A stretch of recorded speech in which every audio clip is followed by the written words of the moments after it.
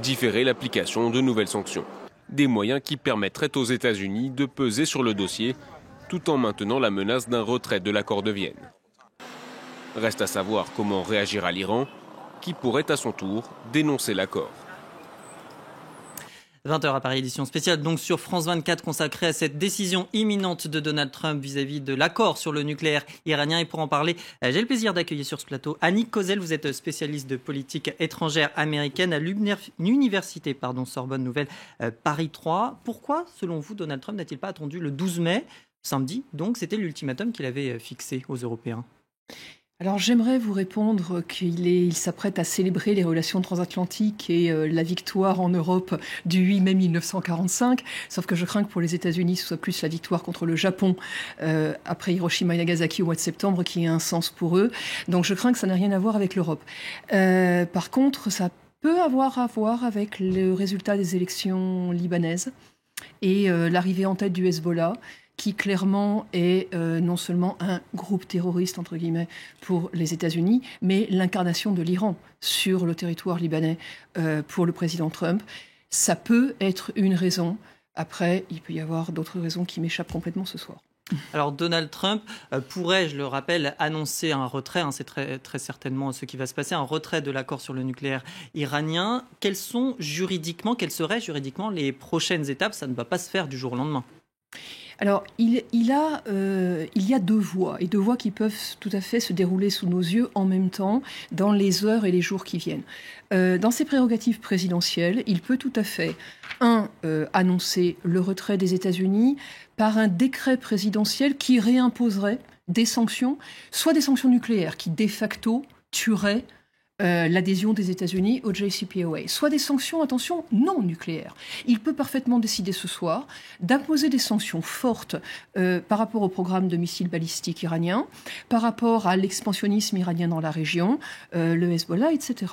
Et en même temps, il peut tout à fait décider de temporiser en s'appuyant sur la capacité législative du Congrès américain. Il y a une loi interne aux États-Unis de vérification de l'accord iranien au Congrès et demander au Congrès, sous un délai de 90 jours, de 2 mois à 90 jours, voire plus, de légiférer à nouveau, de se pencher sur la question des sanctions et de légiférer en vue de nouvelles sanctions. On se souvient, juste pour conclure, qu'au mois d'octobre dernier, le président Trump a déjà décertifié l'accord iranien, et que le Congrès n'a pas véritablement donné suite avec cette boîte de Pandore de grandes sanctions. Il y a eu des sanctions que je vais qualifier de ponctuelles, de très ciblées, de très symboliques, contre le corps des gardes de la révolution iranien, mais sans plus. Donc il y a vraiment toute une palette qui peuvent être des sanctions très dures et très immédiates par décret présidentiel, mais qui peuvent aussi laisser un corridor à une négociation transatlantique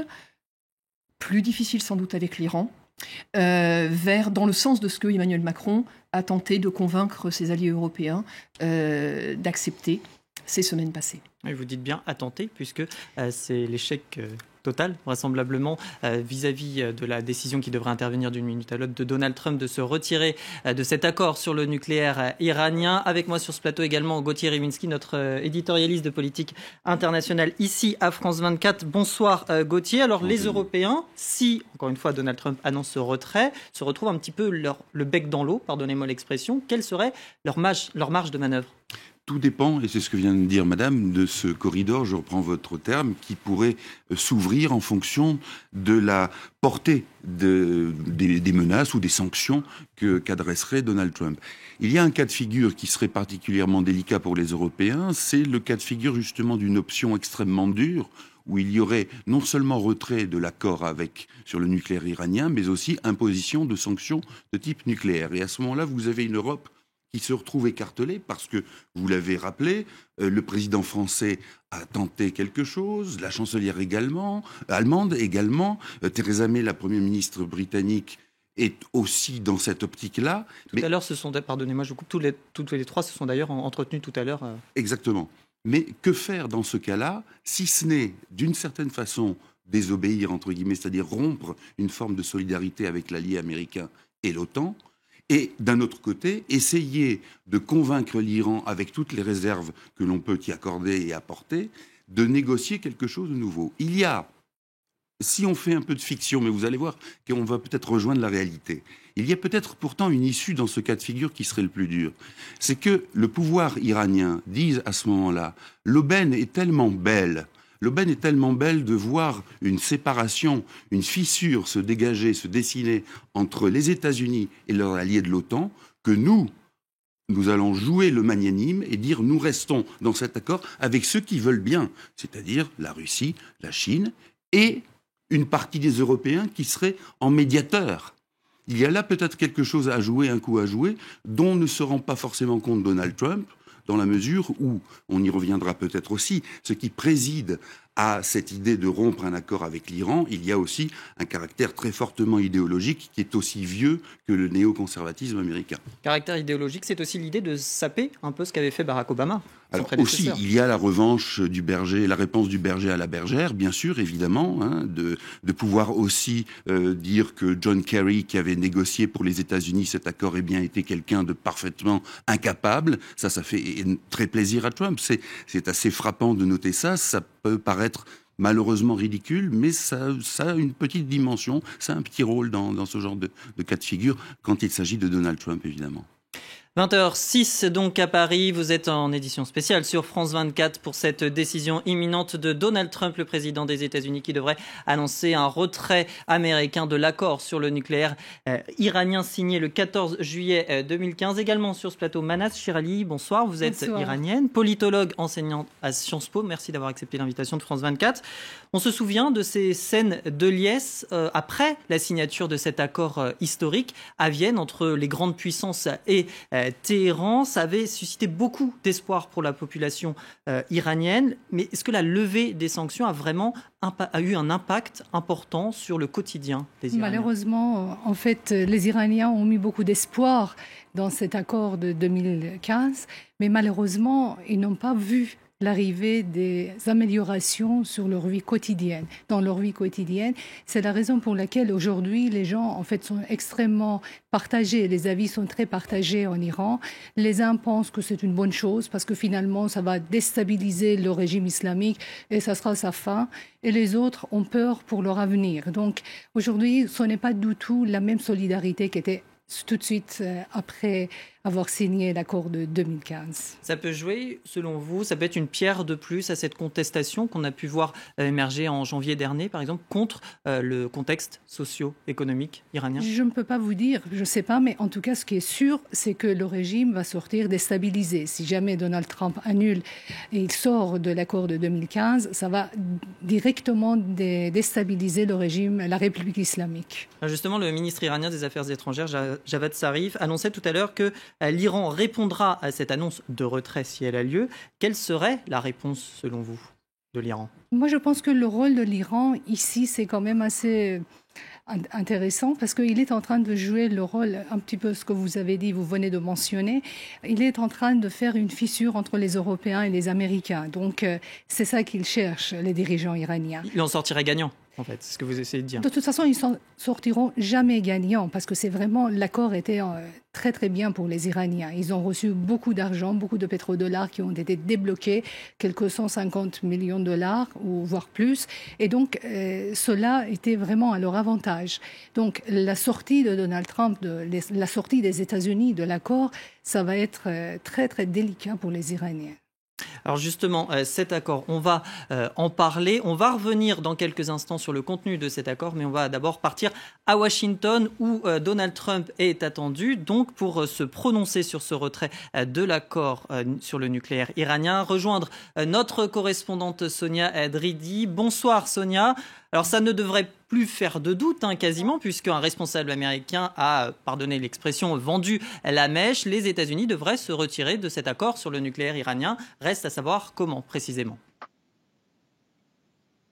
Oui, tout à fait. Alors, depuis quelques heures, tout le monde est d'accord ici à Washington sur le fait que Donald Trump va retirer les États-Unis de cet accord sur le nucléaire. Il y a quelques désaccords sur le degré de retrait et on vient d'apprendre par des membres du Congrès qui ont été briefés par le vice-président Mike Pence et d'autres officiels de l'administration de Donald Trump que le président américain allait retirer les États-Unis de cet accord, mais qu'il y aurait un délai avant de réimposer réimposer les sanctions contre Téhéran, donc un délai de 3 à 6 mois selon ces parlementaires. Donc finalement, l'administration Trump fait une sorte de compromis, surtout après le lobby qu'ont fait les Européens auprès de Donald Trump. Il y a cette promesse de campagne de Donald Trump qui va être réalisée, se retirer de l'accord, mais finalement, il y aurait a priori un délai pour réimposer les sanctions, des sanctions qui vont être réimposées, celles qui avaient été levées avec la mise en place de l'accord en 2015. Un peu plus tôt, le New York Times a dit que dans un coup téléphonique entre Donald Trump et Emmanuel Macron, Donald Trump aurait dit au président français qu'il allait réimposer ces sanctions et en ajouter de nouvelles sanctions économiques. Donc c'est ce qu'on va apprendre d'ici quelques minutes. Et puis finalement, la question aussi est de savoir si les États-Unis vont sanctionner ou pas les pays étrangers qui vont continuer de faire des affaires avec l'Iran, les pays européens qui sont partenaires de l'Iran dans cet accord sur le nucléaire. Donc finalement, un retrait est désormais certain, mais la question se pose sur le degré de rétablissement de ces sanctions. Merci Sonia Drellier, vous restez bien sûr avec nous en direct de Washington. Alors justement, cet accord est historique, l'image est historique aussi à la hauteur du texte qui venait d'être signé. Nous sommes le 14 juillet 2015 à Vienne, Washington, Téhéran, Londres, Paris, Moscou, Berlin et Pékin viennent de signer un accord sur le nucléaire iranien. En échange d'une levée partielle des sanctions internationales contre l'Iran, Téhéran s'engageait alors à limiter son programme nucléaire à des fins strictement civiles. Joie des diplomates, après des années de tractation, la signature de ce compromis provoquait également des scènes de liesse rares dans les rues de Téhéran. Laure Wagner.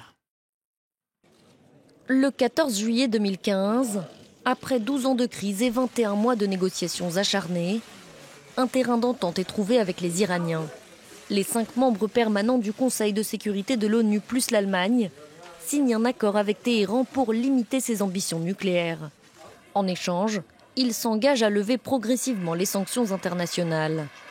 Le sujet cristallise les tensions depuis 2002, quand des photos satellites révèlent la présence de sites nucléaires secrets en Iran. La communauté internationale s'inquiète de voir le pays posséder à terme l'arme atomique. Mais toutes les discussions échouent jusqu'à l'élection de Hassan Rouhani en 2013. Plus modéré que son prédécesseur, il s'engage à réduire les capacités nucléaires de son pays pour limiter son programme à des fins civiles. Avec l'accord de 2015, l'Iran s'engage à démanteler les 2/3 de ses centrifugeuses en activité en 10 ans, à limiter sa production de plutonium et à réduire ses stocks d'uranium enrichi.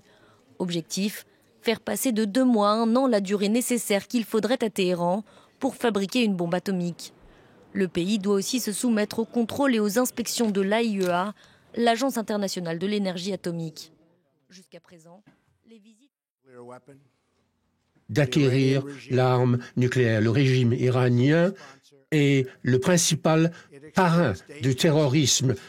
Il exploite des missiles dangereux, alimente les conflits au Moyen-Orient et soutient les terroristes, les milices telles que l'Hezbollah, Hamas, les talibans et Al-Qaïda.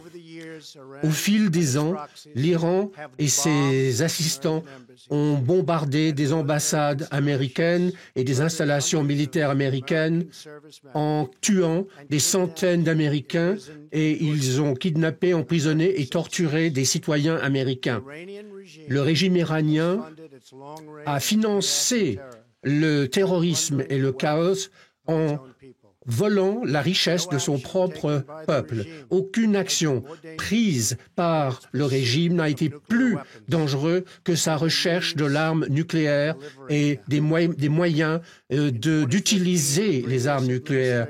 En 2015, le précédent gouvernement américain et d'autres nations a signé un accord avec sur l'accord iranien. Cet accord iranien devait protéger les États-Unis et ses alliés de l'arme nucléaire iranienne qui mettrait en danger sa survie du régime de l'Iran. Cet accord a permis à l'Iran de continuer à enrichir l'uranium et à atteindre la capacité à créer une arme nucléaire. Donc cet accord a permis à l'Iran de ne pas avoir des sanctions économiques. Et donc, cela n'a pas permis de limiter les autres activités sinistres de l'Iran en Syrie, au Yémen et dans d'autres parties du monde. En d'autres termes, lorsque les États-Unis avaient le maximum d'influence sur l'Iran, cet accord désastreux a donné au régime, et c'est un régime de terrorisme, des milliards de dollars pour une partie en cash, et ça a été embarrassant pour moi en tant que citoyen américain et pour tous les autres citoyens américains d'approuver cet accord. Cet accord aurait pu être, un autre accord aurait pu être signé, mais il n'a pas été signé. Au cœur de l'accord avec l'Iran, il y avait une fiction. Un régime meurtrier voulait la paix. Mais ce n'était pas vrai, c'était un mensonge. Aujourd'hui, nous avons prouvé que cette promesse iranienne a été un mensonge. La semaine dernière, Israël a publié des documents de renseignement qui montrent que le régime iranien et son histoire a un historique de recherche d'armes nucléaires. Et donc, c'était un accord unilatéral qui n'aurait jamais dû être signé. Et ça n'a pas apporté la paix et ça ne l'apportera jamais. Depuis que l'accord a été signé, le budget militaire de l'Iran a augmenté de 40%, tandis que son économie va de plus en plus mal. Après que les sanctions aient été levées, ils ont été capables de développer des missiles pour soutenir le terrorisme et provoquer la pagaille au Moyen-Orient. Donc, même si l'Iran se conforme avec l'accord, le régime pourrait en fait obtenir rapidement l'arme nucléaire, même s'il ne respecte pas l'accord. Donc, les provisions, les clauses de caducité ne sont pas valables. Si je permettais cet accord, si je certifiais cet accord, eh bien, l'Iran aurait les armes nécessaires pour ses objectifs. Pour aggraver les choses, les contrôles nécessaires pour empêcher les Iraniens de tricher sont insuffisants. Et il n'y a pas le droit d'inspecter des sites sensibles, y compris des équipements et des sites militaires. Donc non seulement l'accord n'a pas freiné les ambitions nucléaires de l'Iran, mais il n'a pas empêché le régime de développer des missiles balistiques capables d'envoyer des têtes nucléaires. Donc cet accord n'empêche pas l'Iran de déstabiliser le monde et de soutenir le terrorisme. Depuis l'accord, l'ambition de l'Iran sont devenues de plus en plus déplorables. Et j'ai annoncé en octobre dernier que l'accord avec l'Iran devra soit être arrêté, soit renégocié. Le 12 janvier, j'ai répété ces conditions. J'ai clairement indiqué que si un accord ne pouvait pas être renégocié, les États-Unis se retireraient de cet accord. Et depuis quelques mois, nous avons discuté beaucoup avec nos alliés et nos partenaires à travers le monde, y compris la France, l'Allemagne et le Royaume-Uni. Et nous avons également consulté nos amis au Moyen-Orient. Et nous sommes unis et nous savons quelle est la menace. Et nous sommes convaincus que l'Iran ne devra jamais acquérir des armes nucléaires. Après ces consultations, il me paraît clair que nous ne pouvons pas empêcher la bombe nucléaire iranienne en vertu de l'accord pourri qui a été signé. Donc l'accord iranien est fondamentalement vicié. Donc si nous faisons rien, nous savons exactement ce qui se passera. En très peu de temps, le principal parrain du terrorisme sera sur le point d'acquérir l'arme la plus dangereuse au monde. Par conséquent, j'annonce ce soir que les États-Unis vont se retirer de l'accord nucléaire iranien. Dans quelques instants, je vais signer l'ordre présidentiel pour remettre en place les sanctions contre le régime iranien. Nous allons mettre en place le niveau le plus élevé de sanctions économiques possible. Toute nation qui aide l'Iran à acquérir les armes nucléaires pourrait aussi faire l'objet de sanctions par les États-Unis. L'Amérique les États-Unis ne veulent pas être l'otage de l'Iran. Nous n'allons pas permettre aux villes américaines d'être menacées de destruction. Et nous ne permettrons pas au régime de chanter mort aux États-Unis et pour permettre avoir accès à l'arme la plus dangereuse. L'action que j'ai décidée aujourd'hui envoie un message critique. Les États-Unis ne se contentent plus de faire des menaces vides. Quand je fais des promesses, je les tiens. Et en ce moment même, le secrétaire d'État Pompeo est en train de se rendre en Corée du Nord pour préparer ma prochaine réunion avec Kim Jong-un. Les projets sont en place, les rapports sont en train de se développer, un accord va se produire et avec l'aide de la Chine, de la Corée du Sud et du Japon, l'avenir de prospérité et de sécurité se profile à l'horizon. En quittant l'accord avec l'Iran, nous allons travailler avec nos alliés pour trouver un accord durable et complet, une solution complète et durable à la menace iranienne nucléaire.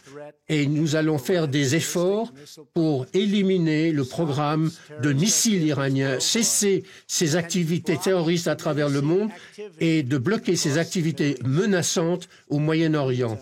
En attendant, des sanctions puissantes vont être mises en place. Si le régime continue à entretenir ses aspirations nucléaires, il aura plus de problèmes, des problèmes plus graves qu'il n'a jamais connus. Enfin, je voudrais envoyer un message au peuple d'Iran. Le peuple américain est à vos côtés. Cela fait près de 40 ans depuis que cette dictature a pris le pouvoir et qui a pris en otage une puissante nation. Et Iran, qui a prospéré pendant longtemps et a commandé l'admiration du monde, l'avenir de l'Iran appartient à son peuple. C'est le peuple iranien qui est héritier d'une grande culture ancienne. Le peuple iranien mérite un gouvernement, un régime qui est à la hauteur de ses rêves et de son histoire. Les leaders de l'Iran vont dire qu'ils refusent de négocier un nouvel accord avec nous. Ils refusent, et ça c'est très bien. Je dirais la même chose si j'étais à leur place. Mais le fait est qu'ils vont vouloir renégocier cela. Et il faut que cela bénéficie au peuple iranien. Dans ce cas-là, je serai prêt et capable de signer un accord. Des choses formidables pourraient arriver à l'Iran et pour la paix et pour la stabilité que nous voulons tous au Moyen-Orient. Il y a eu assez de souffrance, de mort et de destruction. Il faut que ça cesse maintenant. Merci et que Dieu vous bénisse. Merci. 20h24 à Paris, vous êtes sur France 24 et vous venez de suivre en direct l'intervention de Donald Trump, le président des États-Unis, qui sans surprise annonce le retrait des États-Unis de l'accord sur le nucléaire iranien, qui est en train, vous le voyez, de signer le décret présidentiel. Retrait donc des États-Unis de l'accord sur le nucléaire iranien signé le 14 juillet 2015 entre 5 grandes puissances, 5 membres du Conseil de sécurité, 5 membres permanents du Conseil de sécurité de l'ONU, plus l'Allemagne et Téhéran. Bien évidemment, les États-Unis sont donc en retrait de cet accord, comme l'avait promis le président Donald Trump lors de sa campagne électorale. Nous sommes évidemment en édition spéciale. Nous allons bien sûr analyser toutes les réactions, les conséquences aussi géopolitiques, économiques de cette décision. Nous partons tout de suite à Téhéran, en Iran, rejoindre notre correspondante Mariam Pirzadeh. On imagine que cette décision de Donald Trump a été forcément très attendue à Téhéran. Quelles sont les réactions ?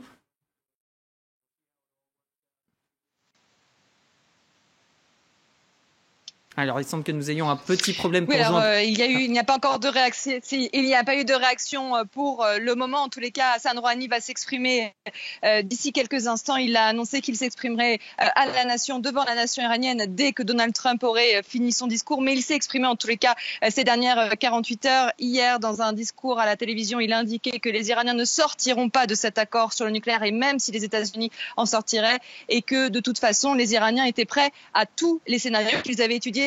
Tous les scénarios. Donc évidemment, ce n'est pas vraiment une surprise ici en Iran. Cela fait 4 mois qu'on se doute que Donald Trump va sortir de cet accord. Il n'a eu de cesse de fustiger cet accord. On l'a entendu à maintes reprises. C'est le pire accord qui n'a jamais été signé. Et finalement, Hassan Rouhani a eu cette phrase qui est passée un petit peu inaperçue. Mais il a dit finalement que Donald Trump sorte de cet accord. Mais le plus important, c'est que les Européens restent dans cet accord et que l'Iran, que Téhéran obtienne des garanties des Européens, qu'ils puissent continuer notamment à vendre leur pétrole, car c'est évidemment sur ces sanctions qui pourraient être donc remises sur la République islamique, car avec cette levée partielle des sanctions, les Iraniens ont pu récupérer leur production de pétrole, et c'est ce qui importe énormément aujourd'hui pour les autorités iraniennes. Alors Mariam, vous le disiez, Hassan Rouhani devrait s'exprimer dans la foulée de la prise de parole de Donald Trump. Ce week-end, le président iranien parlait de remords historiques si les États-Unis franchissaient ce pas. Il affirmait avoir un plan, vous l'avez dit. Est-ce qu'il aurait intérêt à jouer la surenchère ou au contraire à calmer le jeu ? Alors il y a une surenchère, il y a des déclarations de la part des conservateurs, de la part des réformateurs, une erreur historique, vous l'avez dit, une erreur stratégique. Il y a eu plusieurs menaces, notamment de la part des conservateurs aujourd'hui, qui avaient menacé de brûler symboliquement cet accord, car il y a des appels ici dans le camp conservateur pour sortir de cet accord sur le nucléaire iranien, car Hassan Rouhani, avec ce retrait des États-Unis, va être fragilisé sur la scène politique iranienne. C'est lui qui a porté cet accord à bout de bras avec son ministre des Affaires étrangères, Mohammad Javad Zarif. On se souvient de ces scènes au Parlement iranien pour convaincre les parlementaires qui étaient à majorité conservatrice à l'époque de signer cet accord, car l'économie iranienne était dépendante, car il fallait lever ces sanctions. Donc c'est Hassan Rouhani qui apparaît donc très fragile face au camp conservateur, qui l'a répété à maintes reprises qu'il ne fallait pas négocier avec les Américains. Et ce soir, finalement, il se targue d'avoir eu raison. Il ne fallait pas négocier avec les Américains. C'est ce que plusieurs d'entre eux ont répété tout au long de la journée. Mariam Pirzadeh en direct de Téhéran. Vous restez bien sûr avec nous pour analyser et commenter cette décision de Donald Trump. Il est 20h28 à Paris. Donald Trump, qui s'est exprimé il y a quelques instants. Et actuellement, c'est Benyamin Netanyahou qui réagit à cette décision de Donald Trump de se retirer de l'accord sur le nucléaire iranien. Le Premier ministre israélien qui s'exprime actuellement et qui, il y a quelques jours, démontrait, selon lui, les preuves d'un programme nucléaire iranien fidèle donc à sa rhétorique classique. 20h29 à Paris, je me tourne à présent vers Gauthier Rybinski. Rebonsoir Gauthier. Alors on l'a entendu, Donald Trump, sans surprise, a annoncé le retrait de cet accord sur le nucléaire iranien. Alors, je me permets de vous interrompre car il y a Benyamin Netanyahou qui s'exprime actuellement l'arme nucléaire dans quelques années. L'enlèvement des sanctions a eu des résultats désastreux. Et cela a rapproché la guerre au lieu de l'écarter. Et cela a augmenté l'agressivité de l'Iran. On le voit à travers tout le Moyen-Orient.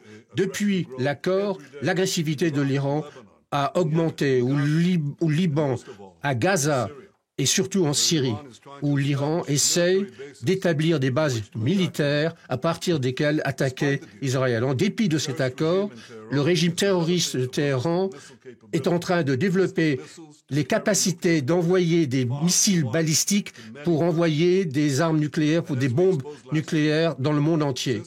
Depuis l'accord, l'Iran a intensifié ses efforts pour cacher son programme d'armes nucléaires.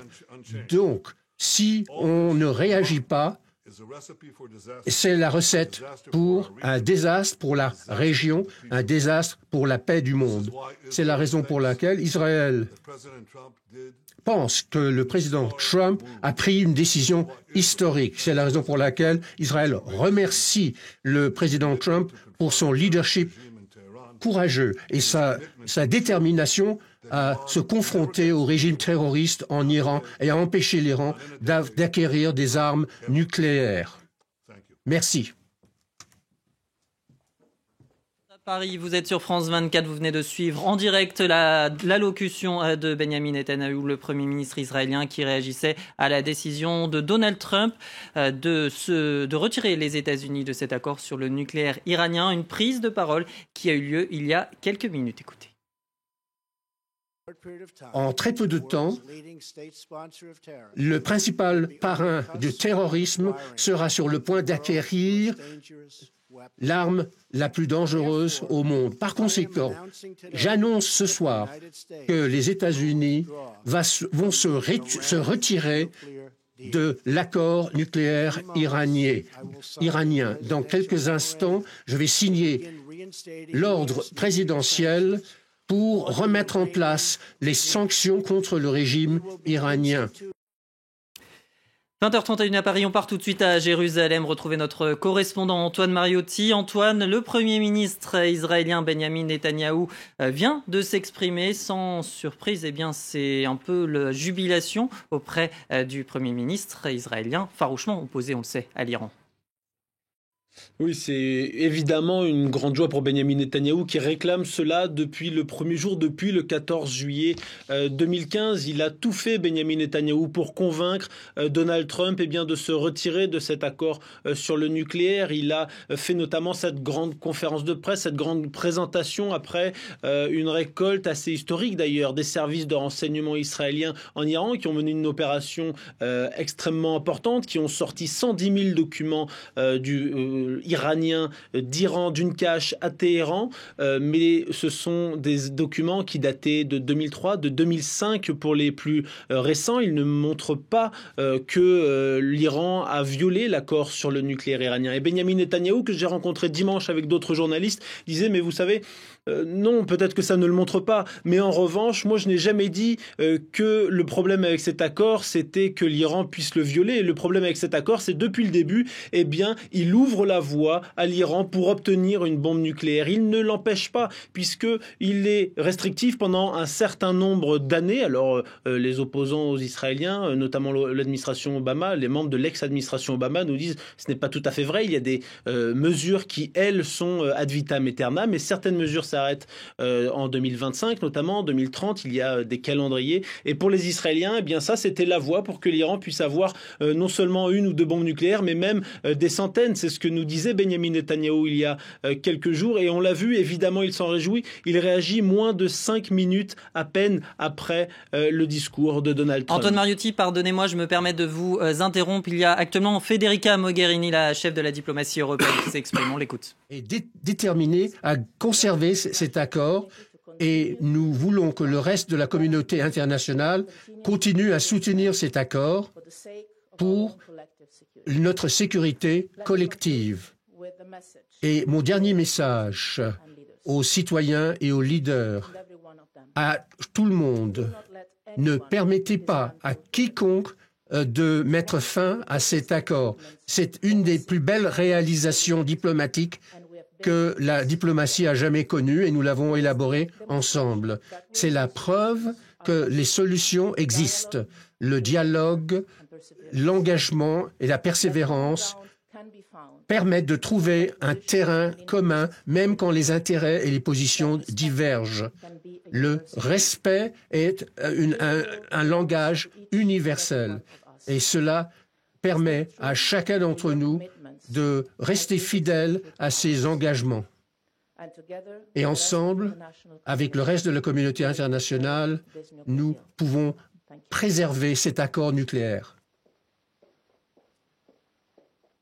À Paris, vous venez de suivre en direct l'intervention de Federica Mogherini, la chef de la diplomatie européenne, après la décision de Donald Trump de retirer les États-Unis de l'accord sur le nucléaire iranien. On part à Jérusalem retrouver notre correspondant Antoine Mariotti qui était en train de nous expliquer pourquoi Israël était aussi farouchement opposé à la décision à l'Iran et au programme nucléaire iranien. Antoine Mariotti, je me permets de vous interroger aussi sur le fait que vous avez rencontré Federica Mogherini, justement, Laurent Fabius aussi notamment, lors de ces négociations de cet accord historique le 14 juillet 2015. Ça a été long pour obtenir cet accord.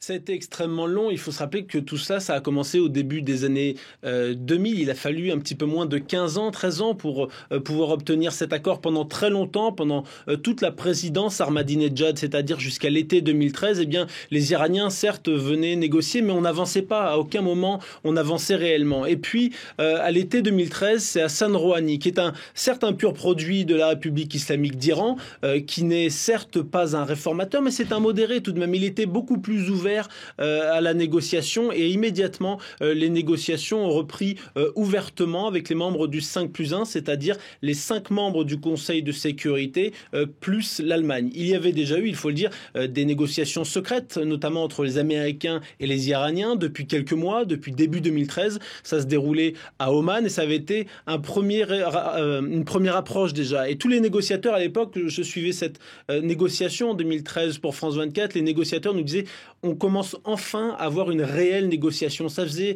5-10 ans que l'on négociait, mais qu'on sentait bien qu'on se heurtait à un mur. Là, on parle de choses concrètes et c'est la première fois depuis le début que l'on y arrive. Il a fallu ensuite attendre en effet juillet 2015, le 14 juillet 2015 à Vienne pour que ce soit signé. Il faut rappeler qu'à ce moment-là, John Kerry, qui était en pointe, qui était secrétaire d'État américain à ce moment-là, a passé plus d'un mois loin de Washington, bloqué à cet endroit-là, à Vienne, pour négocier. C'était quelque chose d'absolument unique et c'était une première. Ça a été extrêmement compliqué. J'ai suivi en effet Federica Mogherini, Laurent Fabius qui était français à ce moment-là, le ministre français des Affaires étrangères, il est toujours français. Dans les négociations, je rentrais par la porte arrière de l'hôtel, on allait dans les négociations, ils nous laissaient filmer avec la seule condition de ne rien diffuser tant que l'accord n'était pas signé et on voyait bien à quel point c'était difficile et le document fait 150 pages, c'est long, ce sont des détails extrêmement techniques. Des négociateurs nous disaient, vous savez, nous-mêmes, par moment, on est un petit peu perdu quand il y a tel expert énergétique qui nous parle du nombre de centrifugeuses, etc. C'était extrêmement compliqué dans le détail et c'était vraiment vécu par tous ces négociateurs, les Français, les Européens, mais également les Russes, les Américains, les Chinois, les Allemands, les Britanniques, comme une véritable victoire de la diplomatie qui permettait véritablement de faire avancer les choses. Alors certes, ça permettait à l'Iran d'enrichir de l'uranium, mais d'enrichir de l'uranium uniquement pour un usage civil, en deçà d'un certain pourcentage, alors que pour une bombe, il faut aller bien au-delà. Et ça réduisait considérablement les capacités nucléaires iraniennes et ça faisait de l'Iran le pays le plus surveillé au monde par l'AIEA, qui est le gendarme de l'ONU sur ces questions nucléaires. Mais les Israéliens, notamment ici, nous affirment que non, en fait, tout cela, c'est du blabla et que dans quelques années, l'Iran aura bien la capacité d'avoir une bombe. Antoine Mariotti à Jérusalem, vous restez bien sûr avec nous pour commenter et analyser cette décision de Donald Trump de retirer les États-Unis de cet accord sur le nucléaire iranien. Les réactions se succèdent. On a entendu tout à l'heure Federica Mogherini, la chef de la diplomatie européenne actuellement. C'est le président iranien Hassan Rouhani qui s'exprime. Emmanuel Macron, le chef de l'État français, s'est également exprimé sur Twitter. Pour lui, la France, l'Allemagne et le Royaume-Uni condamnent bien évidemment cette décision de Donald Trump. Nous irons à Téhéran dans quelques minutes rejoindre notre correspondante Mariam Pirzadeh. 20h40 à Paris, vous êtes sur France 24 édition spéciale donc. Nous a rejoint sur ce plateau Valérie Rabault. Bonsoir, vous êtes députée socialiste, présidente du groupe socialiste à l'Assemblée nationale. Merci d'être avec nous. Une réaction tout d'abord à ce retrait américain, beaucoup de déception, j'imagine. Beaucoup de déceptions. Ça montre au moins 3 choses. La première, c'est que le président Macron n'a pas réussi son opération il y a une dizaine de jours. Il n'a pas réussi à convaincre le président Trump de ce nouvel accord qu'il avait. Voilà, de conserver l'accord lors de sa visite à Washington, de conserver l'accord. Donc ça, c'est un échec pour sa diplomatie, puisqu'il se targue d'avoir relancé peut-être une diplomatie française. C'est un échec pour sa diplomatie. On est en train d'avoir un saut dans l'inconnu, un saut sur la partie économique et un saut sur la partie géopolitique. Sur la partie économique, vous allez avoir, si vous avez des entreprises françaises qui sont installées aux États-Unis, qui font du business avec l'Iran, elles ne pourront plus continuer à le faire. Ou alors il faudra qu'elles renoncent à ça va leur fermer les portes du marché américain. Ou alors ça leur ferme les portes du marché américain. Il faudra qu'elles choisissent. Et puis même si ce sont des banques, supposons qu'elles fassent des transactions en dollars, comme tout le dollar et ce qu'on appelle les chambres de compensation se passent à New York, elles pourront être aussi pénalisées là-dessus. Donc ça, c'est pour l'aspect économique qui est évidemment extrêmement important pour l'ensemble des entreprises françaises. Et puis bien sûr, il y a l'aspect géopolitique. Là, il y a un saut dans l'inconnu qui est en train, que fait le président Trump, puis il emmène avec lui le reste du monde, qui est extrêmement important, sur des équilibres au moins proches et au Moyen-Orient qui sont en train de s'opérer. On a eu depuis quelques jours le résultat des élections libanaises où on voit que le Hezbollah, qui est soutenu par l'Iran, a vraiment augmenté son score au sein du Parlement libanais. Donc tous ces équilibres-là sont à la fois très fragiles, peuvent être mis en question en tout cas par cet accord. Et puis il ne faut pas oublier qu'avec l'Iran, il y a aussi la Russie qui est derrière et que là, ce que fait le président Trump avec cette annonce, encore une fois, un accord qui avait été négocié pendant plusieurs années. Oui, c'est exactement ce qu'il a négocié pendant plusieurs années. Là, on est en train, en termes d'équilibre des superpuissances qui existent au niveau mondial, peut-être de le remettre en cause, ou alors en tout cas d'organiser un bloc contre bloc qui peut être extrêmement dangereux. Justement, Gauthier Rybinski, Federica Mogherini, la chef de la diplomatie européenne, l'annonçait tout à l'heure. L'accord, elle compte préserver l'accord coûte que coûte, mais cet accord peut-il survivre sans les États-Unis ? Ça dépendra de l'Iran. Ça dépendra de la volonté de l'Iran de répondre de manière peut-être plus habile ou moins habile à la façon dont Donald Trump essaye d'imposer ses vues. Ça dépend de quoi ? Ça dépend des équilibres internes aussi à l'Iran, au régime iranien. Effectivement, le guide suprême Khamenei est aujourd'hui fondé à dire, vous voyez bien qu'il ne fallait pas négocier avec les Américains. Et il le disait même avant ce soir, puisque un certain nombre d'obstacles avaient été mis par les Américains, avaient été maintenus plutôt par les Américains, et ces obstacles, normalement, au terme de l'accord de 2015, devaient être levés. Donc il y a du pain béni, si je peux employer cette expression, pour le régime des mollahs, c'est-à-dire au sens le plus strict du terme conservateur, avec évidemment, et c'est peut-être cela qu'il y a derrière et que l'on évite d'une manière un peu trop, je dirais, patente, c'est que la question du nucléaire iranien est une chose, le codicile, ce qu'on peut appeler le codicile de l'expansionnisme iranien, lui est une chose encore plus importante, probablement.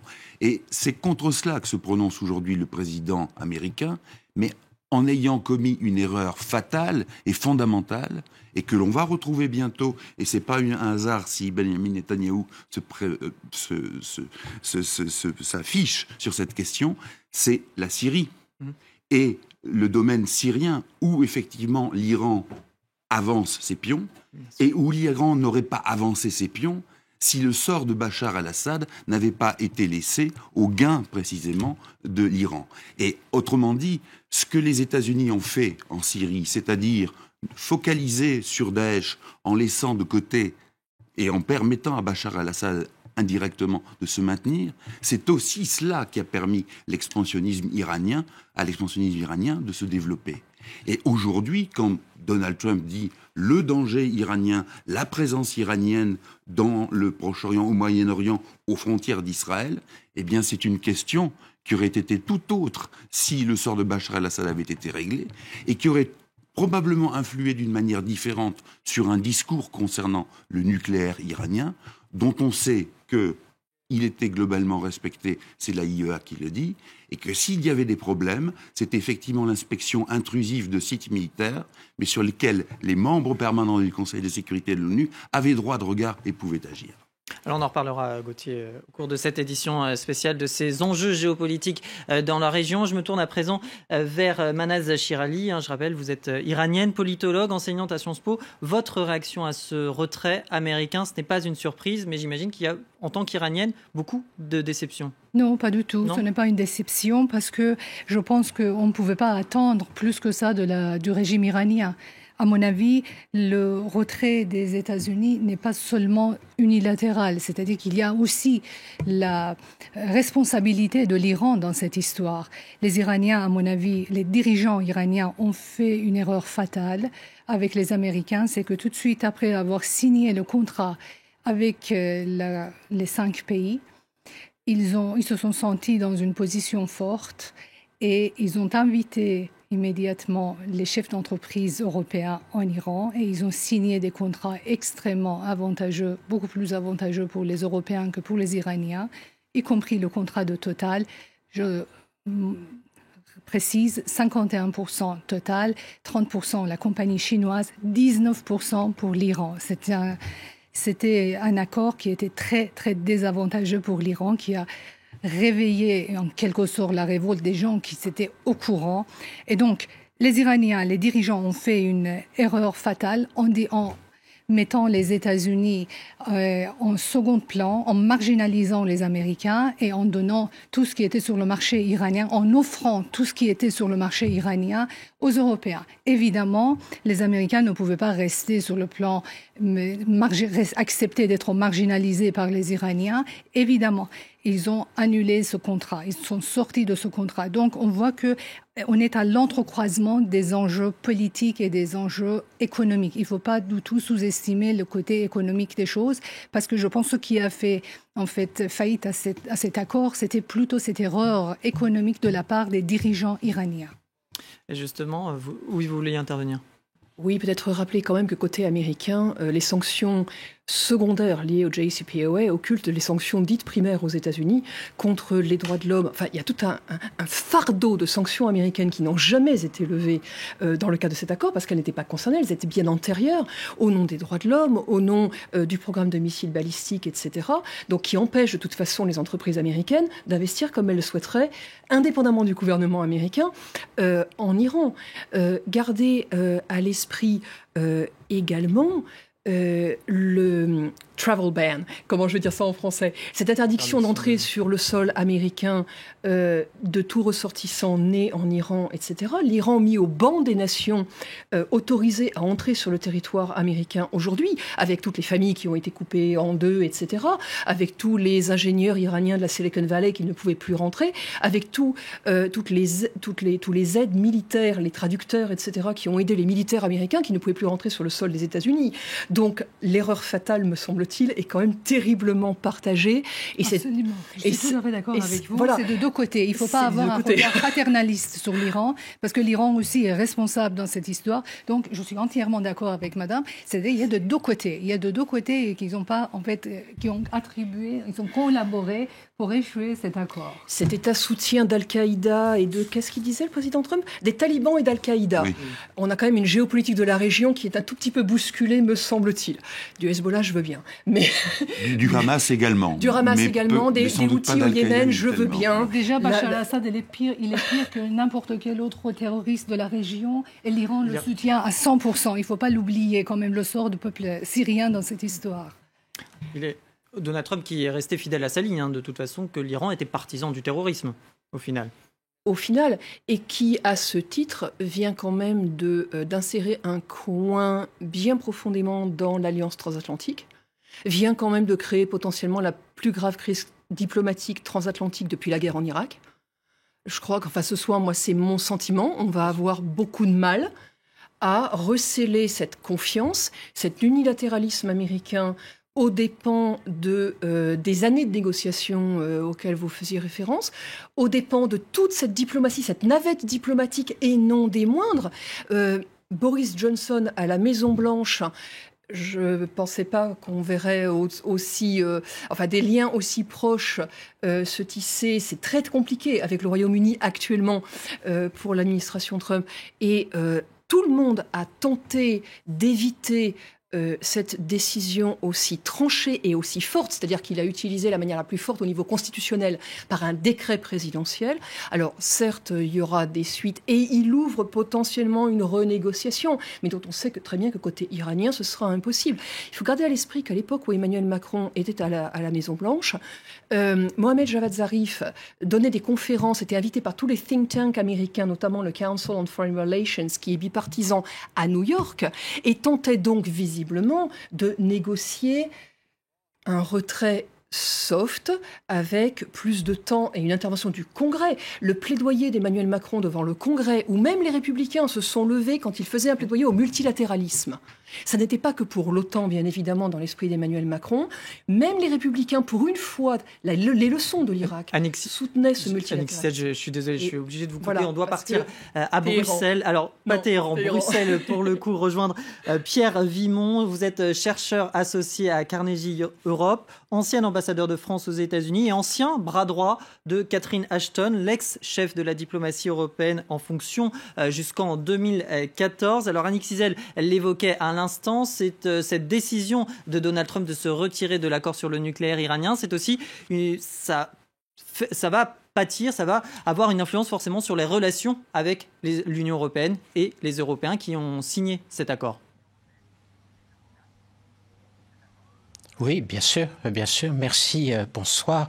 Mais bien sûr, ça va avoir un effet sur la relation entre les Européens et les États-Unis. En fait, curieusement, on revient un peu à la situation qui était à l'origine de toute cette négociation. En 2003, souvenez-vous, lorsque 3 ministres des Affaires étrangères européens, Grande-Bretagne, Allemagne et France, étaient allés négocier tout seuls contre l'avis des États-Unis pour essayer de s'entendre avec l'Iran. Et ça avait été le début de toute la négociation qui a duré 12 ans pour arriver à l'accord de Vienne.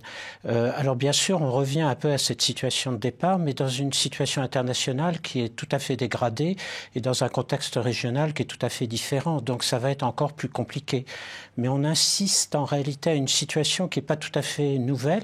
On l'a déjà vu avec la décision de Donald Trump sur la décision de se retirer de l'accord de Paris sur le changement climatique, sa décision de transférer l'ambassade américaine. C'est-à-dire que dans cette relation transatlantique, on a un leadership américain qui est totalement tourné sur lui-même, autocentré, qui ne s'intéresse plus à la position de ses alliés.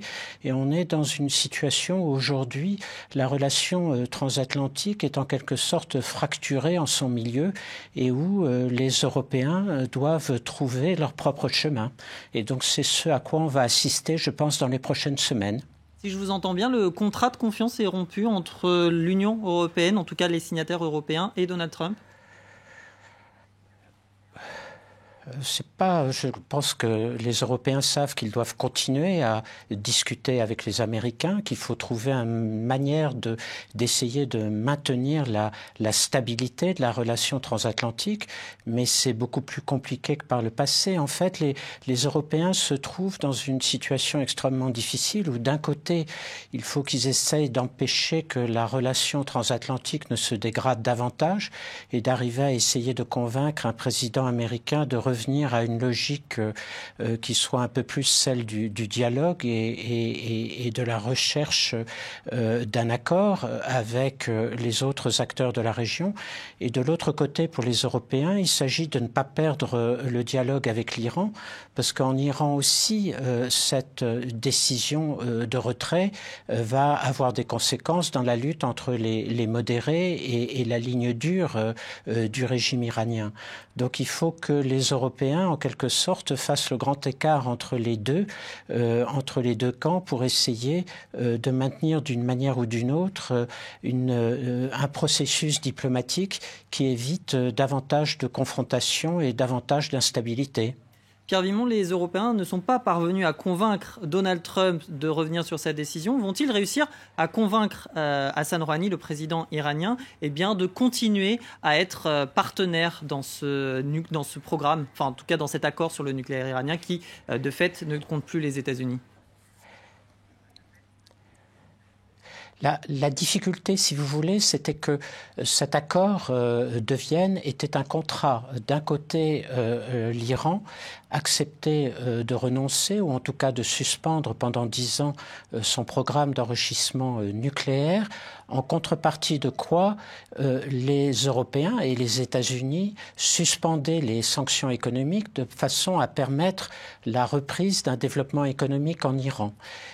Si ce contrat aujourd'hui est rompu, c'est-à-dire que du fait des sanctions américaines, le développement économique, les investissements étrangers en Iran ne peuvent plus continuer à se développer, et beaucoup d'entreprises françaises ou européennes ont déjà dit que si Donald Trump rétablissait les sanctions vis-à-vis de l'Iran, il ne pourrait plus continuer à investir dans ce pays. Total l'a déjà dit, pour Renault et pour d'autres grandes compagnies, la question va se poser. Et par conséquent, si cette partie-là du contrat n'est plus respectée, il n'y a pas de raison que l'Iran continue tout seul de son côté à avancer et à respecter sa part du contrat. Donc il y a là pour les Européens un problème absolument fondamental. Aujourd'hui, dans les discussions que les Européens ont avec l'Iran, l'Iran a beau jeu de rappeler aux Européens qu'ils ne respectent pas leur part du contrat, et ceci va encore s'accentuer sans doute au cours des prochaines semaines. Donc c'est tout l'enjeu des prochains mois pour savoir si les Européens arriveront à garder l'Iran à bord. Mais est-ce que justement ils vont y arriver selon vous? Est-ce qu'ils peuvent y arriver? Écoutez, là, ça dépend en grande partie de l'enjeu de politique intérieure iranien. C'est de savoir si au sein du régime iranien, les modérés arriveront à convaincre la ligne dure de rester à bord. Parce que pour le moment, l'aspect utile, je dirais, pour l'Iran dans ce jeu diplomatique compliqué, c'est que c'est l'Amérique qui a pris la responsabilité de rompre cet accord. Ce ne sont pas les Iraniens. L'agence internationale de Vienne a reconnu que jusqu'à maintenant, l'Iran a respecté sa part et n'a pas repris d'aucune manière son programme d'enrichissement nucléaire. Donc pour le moment, les Iraniens sont dans une bien meilleure position diplomatique que les États-Unis. En se retirant à leur tour de cet accord, ils risquent de perdre cette carte diplomatique qui n'est pas négligeable. Mais est-ce que ça sera suffisant pour convaincre les durs du régime de rester à bord? Ça, c'est une autre question. Merci beaucoup Pierre Vimont, ancien ambassadeur de France aux États-Unis et à l'Union européenne. Merci depuis Bruxelles. 20h57 à Paris, vous regardez France 24. Bienvenue si vous nous rejoignez dans cette édition spéciale consacrée à cette décision de Donald Trump de retirer les États-Unis de cet accord sur le nucléaire iranien signé le 14 juillet 2015 à Vienne. Et pour en parler, nous sommes avec Manaz Shirali, vous êtes iranienne, politologue, enseignante à Sciences Po, Annick Cizel, spécialiste de politique étrangère américaine, Valérie Rabault, députée socialiste, présidente du groupe socialiste à l'Assemblée nationale ici en France, et Gauthier Rybinski, notre éditorialiste de politique internationale. Alors justement, on va revenir en quelques minutes sur le contenu de cet accord. On se souvient de cette image historique, le 14 juillet 2015 à Vienne. 5 pays, la Russie, la Chine, l'Allemagne, la France, le Royaume-Uni, signaient avec Donald Trump, avec les États-Unis, et Téhéran, un accord historique. L'image aussi était historique. Que contient cet accord précisément? Élément de réponse avec Elliot Samuel. Le 14 juillet 2015, après 12 ans de crise et 21 mois de négociations acharnées, un terrain d'entente est trouvé avec les Iraniens. Les 5 membres permanents du Conseil de sécurité de l'ONU plus l'Allemagne signent un accord avec Téhéran pour limiter ses ambitions nucléaires. En échange, ils s'engagent à lever progressivement les sanctions internationales. Le sujet cristallise les tensions depuis 2002, quand des photos satellites révèlent la présence de sites nucléaires secrets en Iran La communauté internationale s'inquiète de voir le pays posséder à terme l'arme atomique. Mais toutes les discussions échouent jusqu'à l'élection de Hassan Rouhani en 2013. Plus modéré que son prédécesseur, il s'engage à réduire les capacités nucléaires de son pays pour limiter son programme à des fins civiles. Avec l'accord de 2015, l'Iran s'engage à démanteler les 2/3 de ses centrifugeuses en activité en 10 ans, à limiter sa production de plutonium et à réduire ses stocks d'uranium enrichi. Objectif, faire passer de 2 mois à 1 an la durée nécessaire qu'il faudrait à Téhéran pour fabriquer une bombe atomique. Le pays doit aussi se soumettre au contrôle et aux inspections de l'AIEA, l'Agence internationale de l'énergie atomique. Jusqu'à présent, les visites ont toujours conclu que l'Iran respectait ses engagements. 20h59 à Paris, vous nous rejoignez sur France 24, nous sommes en édition spéciale consacrée à cette décision de Donald Trump, le président des États-Unis, qui a annoncé donc que les États-Unis sans surprise se retiraient de cet accord sur le nucléaire iranien conclu le 14 juillet 2015 à Vienne. Écoutez, c'était il y a quelques minutes. En très peu de temps, le principal parrain du terrorisme sera sur le point d'acquérir l'arme la plus dangereuse au monde. Par conséquent, j'annonce ce soir que les États-Unis vont se retirer de l'accord nucléaire iranien. Dans quelques instants, je vais signer l'ordre présidentiel pour remettre en place les sanctions contre le régime iranien.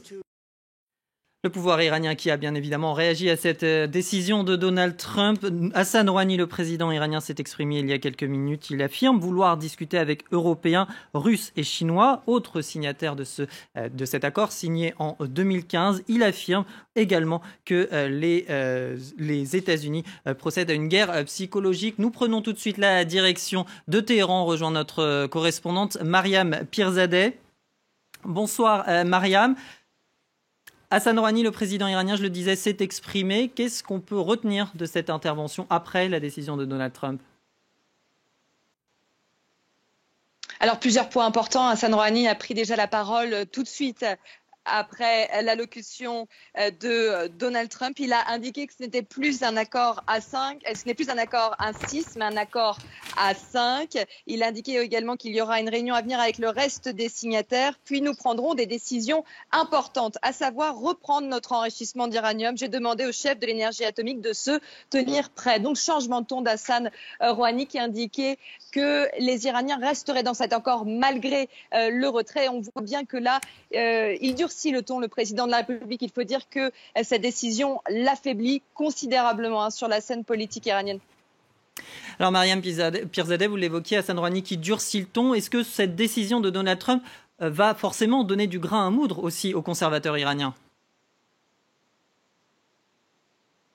Évidemment, et depuis déjà 2 jours, il y a énormément de réactions de la part des conservateurs qui indiquent qu'il ne fallait pas faire confiance aux États-Unis. Il faut savoir qu'Hassan Rouhani s'est un petit peu battu. Il a porté cet accord à bout de bras avec son ministre des Affaires étrangères, Mohammad Javad Zarif, pour convaincre les plus récalcitrants, notamment le guide suprême iranien qui était un petit peu hostile à négocier. Il a fallu le convaincre que c'était dans l'intérêt de l'économie iranienne de négocier avec les Européens et surtout avec les Américains, car les relations sont rompues depuis 1980, depuis la révolution islamique, depuis la prise d'otages de l'ambassade américaine. Donc Hassan Rouhani, il a été élu sur cette promesse de campagne, il a été également réélu en mai 2017 sur cette victoire. Et je peux vous dire ici que cet accord, j'étais dans les rues de Téhéran le 14 juillet 2015 et les Iraniens ont vraiment eu beaucoup d'espoir avec cet accord. De voir Mohammad Javad Zarif à côté de John Kerry, son homologue américain, souriant, négociant, ce n'était pas arrivé donc depuis plus de 37 ans. Et là, il y a une sorte de chape de plomb sur les espoirs de ces Iraniens, parce qu'il y a derrière ce retrait américain, évidemment, le retour des sanctions. Car Donald Trump a menacé, évidemment, de pénaliser ceux qui commercent avec les Iraniens, à savoir les Européens. Donc le climat est déjà complètement atone ici à Téhéran. On attendait cette décision et cela ne va pas arranger les choses. Et justement, vous le disiez, que vous ont dit, ça contraste, j'imagine, avec les scènes de liesse que l'on a pu voir dans les rues de Téhéran, des scènes rares, que vous ont dit les Iraniens que vous avez pu rencontrer ce soir. Les Iraniens s'attendaient à cette décision de se retirer de cet accord. Ce n'est pas vraiment une surprise. Aujourd'hui, nous étions au bazar de Téhéran. C'est vraiment là qu'on peut sentir un petit peu l'opinion publique iranienne, car il y a à la fois les classes populaires, les classes moyennes, ceux qui ont un petit peu plus d'argent, et tous m'ont dit la même chose. Ils m'ont dit on va encore plus s'appauvrir. Et d'ailleurs, Hassan Rouhani, il a mis l'accent sur ça. Il a voulu rassurer. Ça fait 48 heures qu'il essaie de rassurer les Iraniens en disant ne vous inquiétez pas, notre économie ne va pas être impactée. Voilà. Et pourtant, il y a bien des inquiétudes. Il y a un élément très important, car ces menaces de Donald Trump, elles ont déjà eu des conséquences sur la vie quotidienne des Iraniens. Il est impossible, par exemple, de changer des euros ou des dollars depuis quelques semaines, tellement le taux s'est envolé, car ces propos, ces menaces de Donald Trump de sortir de cet accord a provoqué une véritable cohue vers les bureaux de change qui a fait exploser le taux de change. Donc là, les bureaux de change sont fermés, donc les Iraniens forcément sont inquiets. S'ils veulent voyager, ils ne peuvent plus changer leur monnaie. Maintenant, c'est 2 fois plus qu'il y a un an, donc évidemment ces espoirs sont douchés. On est très très loin de ces images de liesse populaire qu'il y avait dans les rues, de cet espoir que tout allait changer pour eux et que finalement leur avenir allait être meilleur. Et tout à l'heure, finalement, quelques-uns me disaient Donald Trump n'a qu'à sortir de cet accord, car toutes les menaces qu'il profère contre nous, finalement, nous nuisent à notre économie et aux sociétés qui veulent investir en Iran. Mariam Pierzadeh en direct de Téhéran, vous restez bien évidemment avec nous. Autre réaction, celle de l'Arabie Saoudite qui soutient et salue la décision de Donald Trump, tout comme Israël. Le Premier ministre israélien Benjamin Netanyahou s'est exprimé il y a quelques minutes. John Bolton, le nouveau conseiller à la sécurité nationale américain nommé par Donald Trump il y a quelques semaines, a fait savoir que les États-Unis étaient prêts à discuter des prochaines étapes concernant le nucléaire iranien et cet accord. Ce manque d'accord avec les Britanniques, les Français et l'Allemagne. Alors justement, on va prendre la direction de Washington, retrouver notre correspondante à Washington, Sonia Dridi. Bonsoir Sonia. Bonsoir.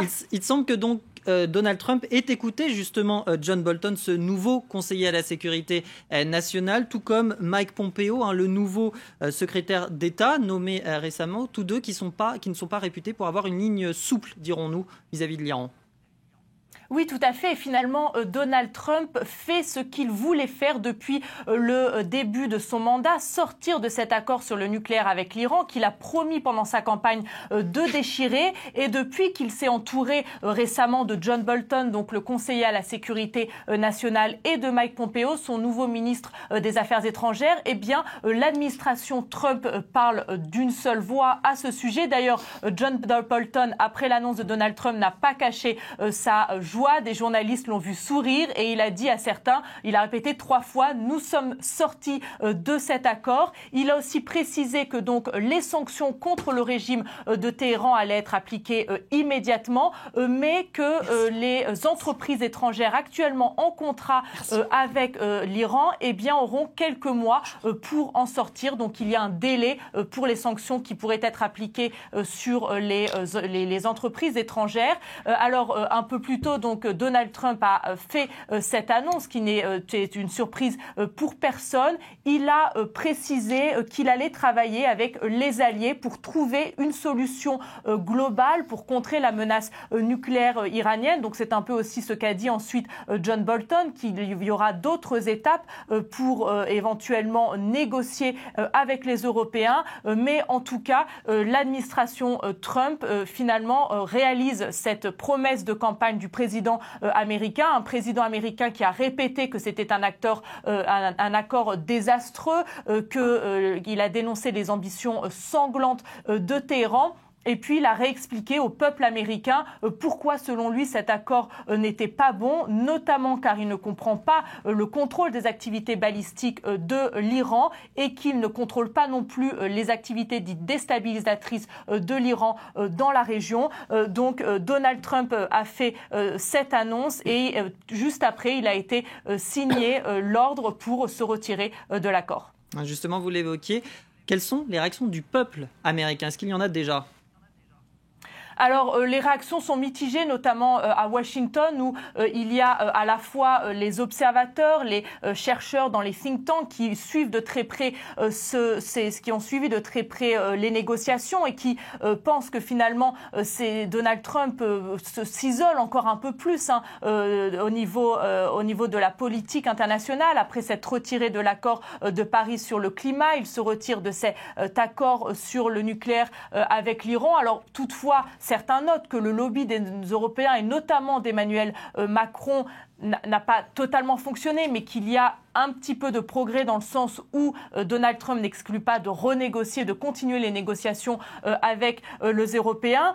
Les conservateurs, eux, se réjouissent. L'électorat de Donald Trump est très content qu'il respecte cette promesse de campagne. Beaucoup voient l'Iran comme une puissance déstabilisatrice dans la région qui répand la terreur, comme l'a répété plusieurs fois Donald Trump. Donc évidemment, en fonction des courants politiques, les avis divergent. Beaucoup, je dois le dire, sont inquiets de la réaction de la République islamique.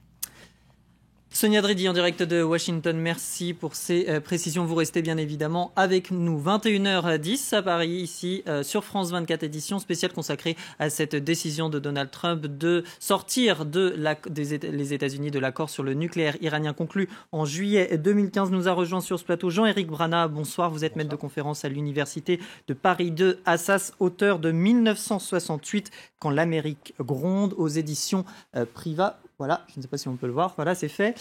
Jean-Éric Brana, une réaction à cette décision de Donald Trump, ce n'était pas une surprise, il a juste tenu une promesse de campagne électorale, c'est ce que disait Sonia Dridi à l'instant, et puis aussi tenu la ligne dure de ses conseillers les plus proches.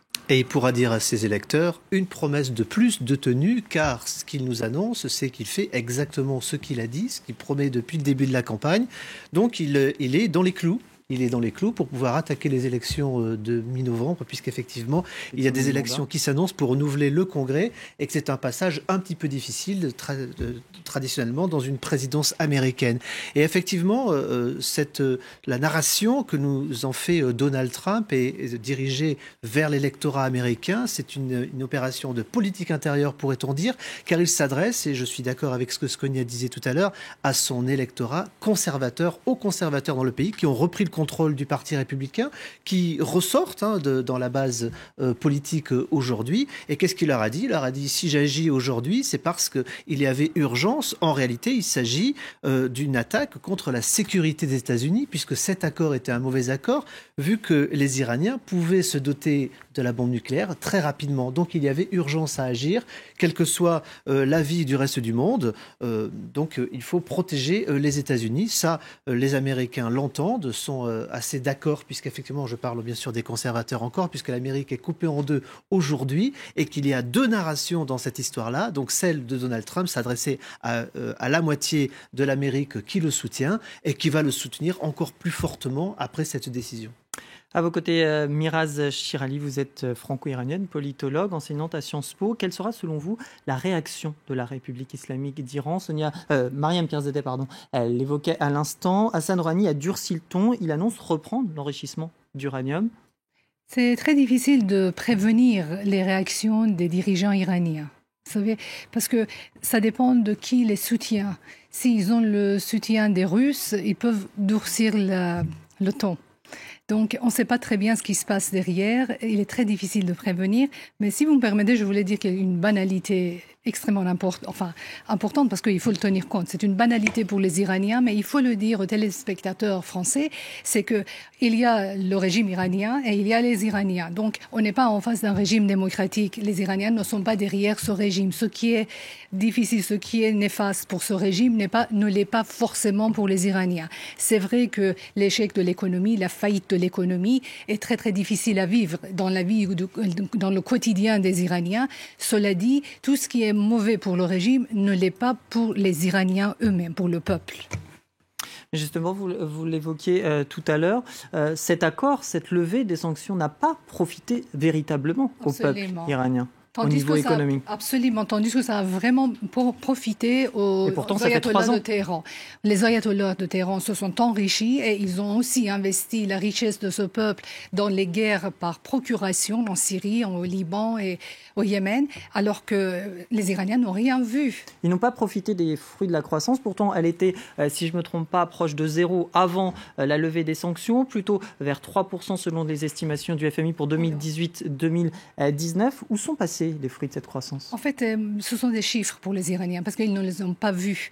Et donc, autre chose qui est important, c'est la valeur de la monnaie iranienne qui n'arrête pas de tomber. Même après l'accord, la valeur est tombée largement. Et aujourd'hui, dans 3 derniers mois, après l'annonce de Donald Trump, la monnaie iranienne a perdu 50% de sa valeur. Donc vous voyez, ce sont des choses extrêmement difficiles à vivre pour les Iraniens, certes, mais cela dit, ce qui est désavantageux pour le régime ne l'est pas forcément pour les Iraniens.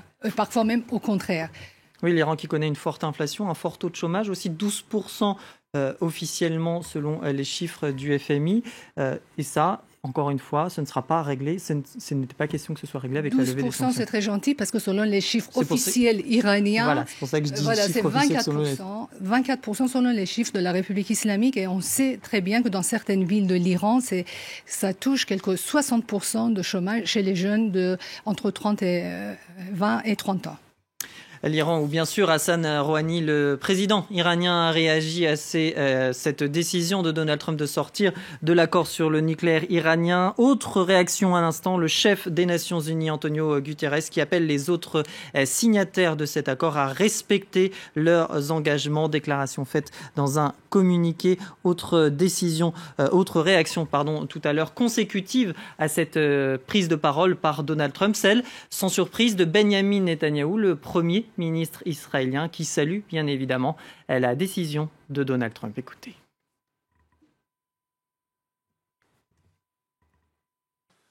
Israël soutient complètement la décision du président Trump de rejeter l'accord nucléaire désastreux avec le régime terroriste.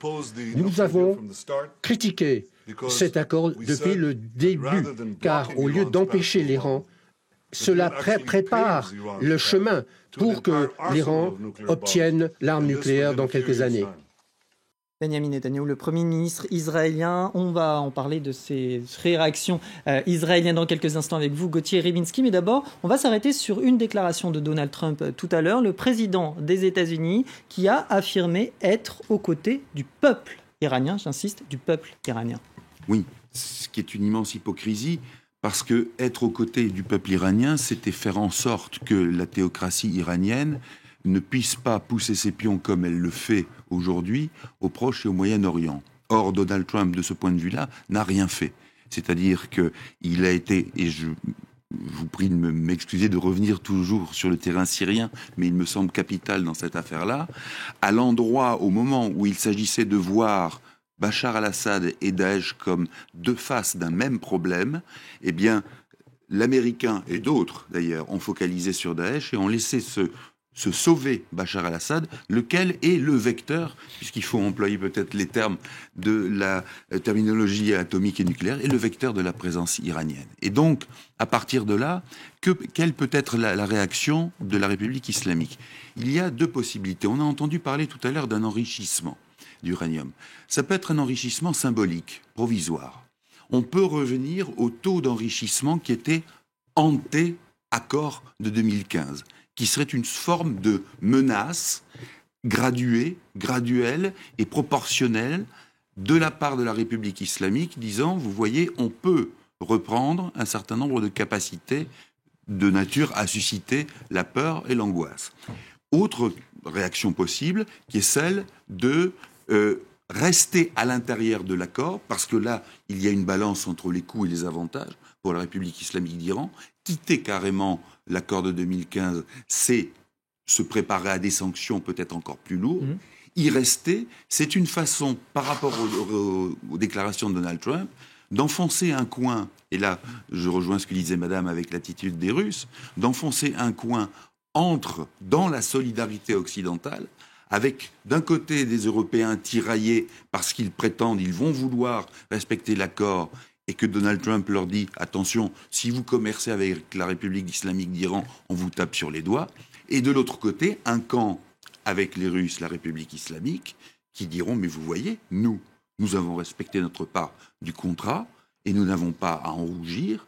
Donc, nous allons travailler dans ce sens et nous allons rester à l'intérieur de cet accord qui même me suivent. Ça sera ça peut être ça la stratégie de la République d'Iran, avec précisément cet appendice qui verra la volonté de Téhéran de séduire les Européens, lesquels seront écartelés. Et au final, l'avantage, si vous voulez, aussi bien pour la Russie que pour l'Iran, c'est de dire, vous voyez, nous sommes capables, même en position de défaut, en position de faiblesse, d'enfoncer un coin dans la solidarité occidentale et dans celle de l'OTAN, par exemple. Mais justement, on n'entend pas beaucoup on n'entend pas beaucoup de réactions de la part des Russes ou même de la Chine, pourtant signataires de cet accord. Oui, c'est vrai. C'est que pour l'instant, il y a de la part de la Russie et de la part de la Chine la volonté, ou plutôt un effet de sidération. C'est-à-dire que vous savez qu'il y avait plusieurs possibilités dans le retrait américain. Là, l'option qu'a choisie Donald Trump est l'option la plus dure. C'est-à-dire le retrait avec l'application de sanctions maximales. Attention, on va voir ce que le Congrès américain dit sur l'application de ces sanctions. Vous savez qu'il y a un certain nombre de représentants républicains qui ne sont pas très chauds pour appliquer des sanctions maximales vis-à-vis de l'Iran. Mais il y a de la part de la Russie et de la Chine justement une forme de position d'attente, d'attentisme, pour voir si le discours de Donald Trump est suivi des faits dans l'ensemble de l'appareil, à la fois exécutif, ça on peut le présager, et législatif américain. À partir de là, les réactions, sans doute, verront le jour assez rapidement. Justement, les Européens qui réagissent à l'instant, Londres, Paris et Berlin, qui appellent toutes les parties signataires de l'accord sur le nucléaire iranien à continuer à souscrire à sa pleine mise en œuvre, je cite, et à agir dans un esprit de responsabilité. Il y a aussi des conséquences, Gauthier, évidemment régionales. On entendait tout à l'heure le Premier ministre israélien, Benjamin Netanyahou, qui s'est félicité de cette décision de Donald Trump. Autre réaction, celle de l'Arabie saoudite, qui elle aussi se félicite. Forcément, ce retrait américain va avoir des conséquences géopolitiques dans cette région du monde. Plus que géopolitique même, c'est l'un des risques majeurs de cette décision, c'est de favoriser, de faciliter l'éclosion d'un conflit à partir de la position, justement, des positions qu'occupent les gardiens de la Révolution. Par exemple, les troupes d'élite des gardiens de la Révolution en Syrie. Et on sait très bien que le show auquel Benjamin Netanyahou s'était livré récemment, en démontrant le caractère nucléaire militaire du programme iranien, mais il y a de cela 15 ans, voilà, en 2003, c'était une manière de dire « nous sommes en guerre ». Et d'ailleurs, en Israël, aujourd'hui, ce que disait Antoine Mariotti était très clair, il y a une préparation au conflit avec l'Iran, puisqu'on dit aux citoyens israéliens, tels que vous êtes placés, ceux du Nord sont à portée de roquettes des milices iraniennes. Et c'est là l'un des aspects les plus importants de ce qui a été dit, c'est qu'on focalise sur le nucléaire, mais sur le nucléaire, il peut y avoir un temps de latence entre ce qu'a déclaré Donald Trump et des effets concrets. En revanche, sur ce qui peut se passer entre la Syrie, le Liban, où le Hezbollah a renforcé ses positions, et Israël, bien là, ça peut être quelque chose de relativement rapide en termes de réponse, que la charge vienne d'Israël ou qu'elle vienne de la part de l'Iran. On sait très bien que ces derniers temps, il y a eu plus que des escarmouches entre les deux, et elles peuvent très bien être de nature beaucoup plus conséquente dans les jours ou les semaines qui viennent. Et justement, Israël, on va rejoindre l'ancien ambassadeur israélien, l'Union européenne, Avi Pramer. Bonsoir, monsieur. Merci d'être avec nous. Oui, mon nom est Primor. Primor, pardonnez-moi. Oui. Vous êtes à Tel Aviv. J'imagine, on a entendu tout à l'heure le Premier ministre israélien Benjamin Netanyahou. Vous êtes satisfait en tant qu'ancien ambassadeur de ce retrait américain ? Non, pas forcément. Moi, j'y vois beaucoup de dangers. Moi, je ne crois pas qu'il y ait une véritable solution dans ces décisions. Parce que je crois que l'Iran était sur la bonne voie. Bien sûr, ce qui domine l'Iran, c'est les extrémistes, et les religieux, les fondamentalistes, mais pas l'opinion publique qui est dans sa majorité dans l'autre camp, et pas le Premier ministre, ou plutôt le président de l'État, comme on l'appelle là-bas, qui n'est pas du tout un de ces extrémistes, mais qui cherchait à sortir l'Iran de l'isolement et de l'emmener vers l'Occident. Maintenant, il va être obligé de faire marche arrière. Je ne crois pas que c'est une bonne chose pour Israël. Est-ce que vous pensez qu'Israël puisse en venir à frapper les installations nucléaires iraniennes? Je ne crois pas qu'Israël peut se permettre de le faire, surtout pas tout seul. Si les Américains voulaient le faire avec, mais les Américains à ce moment-là n'ont pas besoin d'Israël. Non, je ne crois pas que Israël peut se permettre d'attaquer l'Iran. Je ne crois pas que c'est à l'intérêt israélien non plus. Parce que la question n'est pas de savoir si l'Iran va attaquer Israël maintenant. Personne ne croit que l'Iran est prêt à attaquer Israël aujourd'hui. Et pour ce qui concerne l'avenir, ça dépend de l'évolution iranienne elle-même. Ça dépend d'abord de l'évolution de l'impact de l'Iran dans les pays arabes. Et les pays arabes se sont menacés dans leur majorité, d'une part, et d'autre part, ça dépend de l'évolution en Iran même. Moi, je crois maintenant l'Iran va faire marche arrière pour ce qui concerne l'évolution de la politique intérieure, du régime, à cause de cette décision du président américain. Avi Primor, vous restez avec nous. Marat Shiraili, vous partagez ce sentiment? Oui, il va y avoir une absolument. évolution dans la politique iranienne intérieure? Absolument, je suis entièrement d'accord avec monsieur parce que, en fait, pour comprendre l'avenir, il faut comprendre le passé. Vous savez, le clergé chiite, depuis 5 siècles, il est dans le politique. On est en face des fins politiciens. C'est-à-dire, ils ont 5 siècles d'expérience politique. On n'est pas en face des gens comme les Daesh ou bien comme les talibans, les musulmans naïfs et extrémistes. On est en face des gens extrêmement fins dans la politique. Par contre, ils n'ont pas un long terme, une vision de long terme. Ils ont normalement les visions, ils ont prouvé ça dans l'histoire de l'Iran, que le clergé chiite s'est toujours mêlé dans la politique, mais avec une vue très, très de court terme, pas de long terme. D'où leurs erreurs. Mais concernant leur résistance ou concernant ce qui peut éventuellement marquer l'avenir, il est important de considérer que à partir du moment où le clergé chiite, qui a toujours été dans le politique, je répète, dès qu'il voit que ses intérêts sont en danger, il recule. C'est-à-dire qu'ils se résignent, ils trouvent une légitimité pour leur acte et ils le justifient auprès du peuple. Donc, par rapport à ce qui se passe aujourd'hui, face à quelqu'un comme Donald Trump, avec sa logique forte, avec sa logique de meilleur et de plus fort, et il veut faire régner la loi du plus fort, je pense que face à quelqu'un comme Donald Trump, avec cette logique, ils ne font que se résigner. Ils vont reculer et vous allez voir ce qui va se passer. C'est-à-dire qu'il est très clair que les Israéliens et les Iraniens n'ont aucun intérêt à entrer en guerre directe. Ils ne vont pas dépasser le niveau de menace vide les uns envers les autres. Mais entrer en véritable guerre, même avec Trump, ça sera quand même difficile de le prévenir. Avi Primor, vous êtes toujours avec nous depuis Tel Aviv. Oui. Vous êtes ancien ambassadeur, je le rappelle, d'Israël auprès de l'Union européenne et de l'Allemagne. Quelles conséquences cette décision américaine va avoir sur les relations entre Paris et Washington, entre Washington et ses partenaires européens? Bon, moi, je voudrais d'abord dire qu'il faut comprendre un peu les motivations de Trump.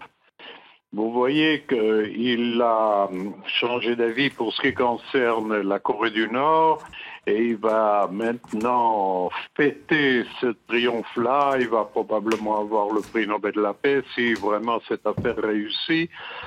Tandis qu'au Proche-Orient, je crois qu'une grande motivation qui le pousse, c'est la haine de son prédécesseur. Parce que son prédécesseur a fait l'accord avec l'Iran, c'est lui qui veut faire le contraire. Je crois que c'est catastrophique pour tout le monde, c'est catastrophique pour nous, c'est catastrophique pour l'Europe.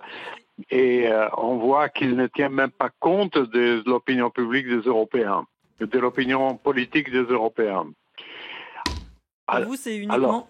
Pardonnez-moi de vous interrompre. Pour vous, c'est uniquement la volonté de saper ce qu'avait fait son prédécesseur Barack Obama ? Franchement, je ne vois pas l'intérêt américain dans cette politique. J'ai essayé de comprendre, j'ai lu tout ce qui a été dit par lui, par ses hommes. Je ne vois pas ce qui peut vraiment servir l'intérêt américain dans ce virement politique. C'est pas bon pour les Américains, ni dans leur relation avec l'Iran, ça de toute façon, ni pour l'évolution de l'Iran, qui est aussi un intérêt américain. Mais c'est mauvais pour les Américains dans leurs relations internationales avec l'Europe et avec d'autres pays. S'ils veulent se consoler de la satisfaction de Netanyahou, mais c'est minime, c'est rien du tout. D'ailleurs, à propos de Netanyahou, je voudrais ajouter une chose. Il ne faut pas oublier que Netanyahou mène une politique étrangère en vue beaucoup de ses problèmes en Israël, où il risque d'être traduit en justice pour un tas de C'est une manière pour vous de se détourner de ces affaires de corruption qui le visent? Une manière pour le Premier ministre israélien? Partiellement. Parce qu'il faut avouer que déjà avant, il y a des années, il avait un intérêt, il avait une idée fixe pour ce qui concerne le danger iranien, comme il l'appelle, mais évidemment aujourd'hui, ça vient comme du pain béni pour lui, parce que ça détourne l'opinion publique israélienne de ces histoires de corruption qui allaient être traduites en justice très bientôt. Avi Primor, vous êtes à Tel Aviv. Gauthier Rybinski, vous posez une question. Une petite remarque ou un complément à ce que on vient d'entendre. En 2012 déjà, Benjamin Netanyahou avait eu l'idée d'une attaque sur la République islamique d'Iran ou sur les intérêts iraniens en dehors de la République islamique d'Iran. Et à l'époque, en 2012, c'est l'état-major israélien qui, en quelque sorte, l'a retenu par les bretelles en lui disant « c'est pas le moyen, c'est pas le bon moment ». Et on sait aussi que beaucoup de militaires israéliens, après l'accord de 2015, étaient plutôt sur la ligne qui consistait à dire que l'Iran respectait l'accord. Mais aujourd'hui, il semblerait qu'en Israël, il y ait une union de vues, une convergence de vues entre le militaire et le politique pour dire là, il y a réellement danger. Alors la question que je pose à notre invité, c'est est-ce que vous pensez que là, il n'y a pas une donnée différente de précédemment, d'il y a quelques années, et qui inciterait Israël à être beaucoup plus actif et à être beaucoup plus peut-être agressif vis-à-vis de l'Iran, compte tenu des rebondissements récents et de la présence iranienne aux frontières d'Israël? Alors là, il y a deux questions. Il y a la question qui a préoccupé Netanyahou, et vous venez de le dire, il y a déjà des années, c'est de démolir la capacité militaire de l'Iran en Iran. Et là, l'armée était contre, les services secrets étaient contre, tout le monde était contre, sauf lui qui y tenait beaucoup. Mais lui, ça veut dire Netanyahou. Mais il y a l'autre question, c'est aujourd'hui les bases militaires iraniennes en Syrie. Et ça, c'est vraiment un danger pour Israël. D'ailleurs, il faut ajouter que les soldats iraniens qui se trouvent près de la frontière israélienne ne sont pas iraniens, ce sont des mercenaires venus d'autres pays de l'islam, de la région ou d'autres. En tout cas, il y a deux problèmes distincts. Et pour les militaires israéliens, il faut faire la différence. On ne veut pas, l'armée israélienne ne veut pas permettre aux Iraniens de s'approcher trop de la frontière israélienne et de s'installer avec les missiles à côté d'Israël. Ça, c'est une question cruciale aujourd'hui pour Israël. Et puis il y a l'autre question, c'est l'Iran lui-même. Attaquer l'Iran et ses capacités, pas seulement militaires, mais surtout nucléaires, ça, la position de l'armée reste inchangée. Ils sont contre. Avi Primor, Manas Shirali, a une question pour vous. Oui, en fait, je ne vois pas très bien en quoi la sortie des Américains de l'accord nucléaire pourrait être désagréable pour eux, pourrait être désavantageux pour eux. Ils n'ont pas du tout besoin, l'économie est en hausse, la croissance est en hausse aux États-Unis, ils n'ont pas besoin des Iraniens, ils n'ont pas besoin du Moyen-Orient ni de l'Europe. Alors en quoi cette sortie pourrait être désavantageux pour les Américains ? Moi, je ne crois pas que les Américains peuvent vraiment vivre sans une coopération internationale. Ils sont très grands, ils sont riches, ils sont puissants, ils sont très avancés sur le plan technologique, tout ce que vous voulez, mais ils ne sont pas aussi puissants, pas aussi indépendants qu'ils peuvent vivre sans le monde extérieur. Ça, c'était vrai pour les théories qui dominaient l'Amérique au 19e siècle ou au début du 20e siècle. Aujourd'hui, c'est pas vrai, ils le savent très bien, et je ne parle même pas d'une concurrence comme celle de la Chine. Alors l'Amérique a besoin du monde extérieur sur beaucoup de plans. C'est vrai qu'ils ont moins besoin du Proche-Orient parce qu'ils dépendent moins du pétrole, puisqu'ils ont leur propre pétrole aujourd'hui, ça c'est vrai. Mais dans l'ensemble, ils ont besoin de la politique étrangère, ils ont besoin des problèmes des alliés internationaux, ils ont besoin de le monde arabe. Et je crois que l'histoire d'ici, c'est vraiment émotif et pas politique. Vous pensez que, sincèrement, que les Européens peuvent abandonner les Américains? Je ne crois pas que les Européens peuvent vraiment abandonner les Américains. Les intérêts sont pareils de deux côtés. Les Américains ont un grand intérêt en Europe et les Européens ont un grand intérêt aux États-Unis et la coopération est cruciale pour les deux côtés. Mais lorsqu'on a affaire à un homme comme Trump, on ne sait pas où on peut aller, mais je ne crois pas que les Européens cherchent à briser leur rapport avec les États-Unis. Ça, non, mais ils vont quand même insister sur leur propre point de vue. Avi Primor depuis Tel Aviv, merci beaucoup. Je rappelle que vous êtes ancien ambassadeur d'Israël auprès de l'Union européenne et de l'Allemagne. Merci d'avoir accepté l'invitation de France 24. Il est 21h35 ici à Paris, édition spéciale sur France 24 consacrée à cette décision de Donald Trump de rompre, de retirer les États-Unis de cet accord sur le nucléaire iranien conclu le 14 juillet 2015. Décision prise tout à l'heure, annonce faite il y a quelques minutes. Écoutez. J'annonce ce soir que les États-Unis vont se retirer de l'accord nucléaire iranien. Dans quelques instants, je vais signer l'ordre présidentiel pour remettre en place les sanctions contre le régime iranien. Nous allons mettre en place le niveau le plus élevé de sanctions économiques possible.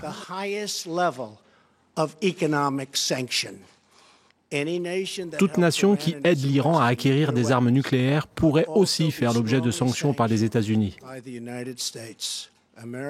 Les États-Unis ne veulent pas être l'otage de l'Iran. Nous n'allons pas permettre aux villes américaines d'être menacées de destruction. Et peu de temps après cette annonce faite par Donald Trump, une réaction bien sûr, celle des Iraniens, d'Hassan Rouhani, le président iranien qui dénonce une guerre psychologique. Écoutez. À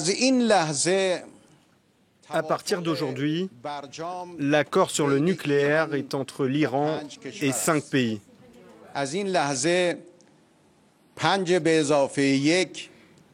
Le P5+1 a perdu un membre.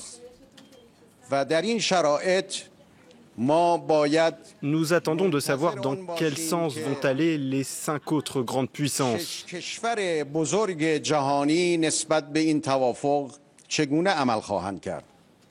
J'ai demandé à notre ministre des Affaires étrangères de négocier durant les prochaines semaines avec les nations européennes et les 2 autres grandes puissances, à savoir la Russie et la Chine, et de prendre toutes les dispositions nécessaires.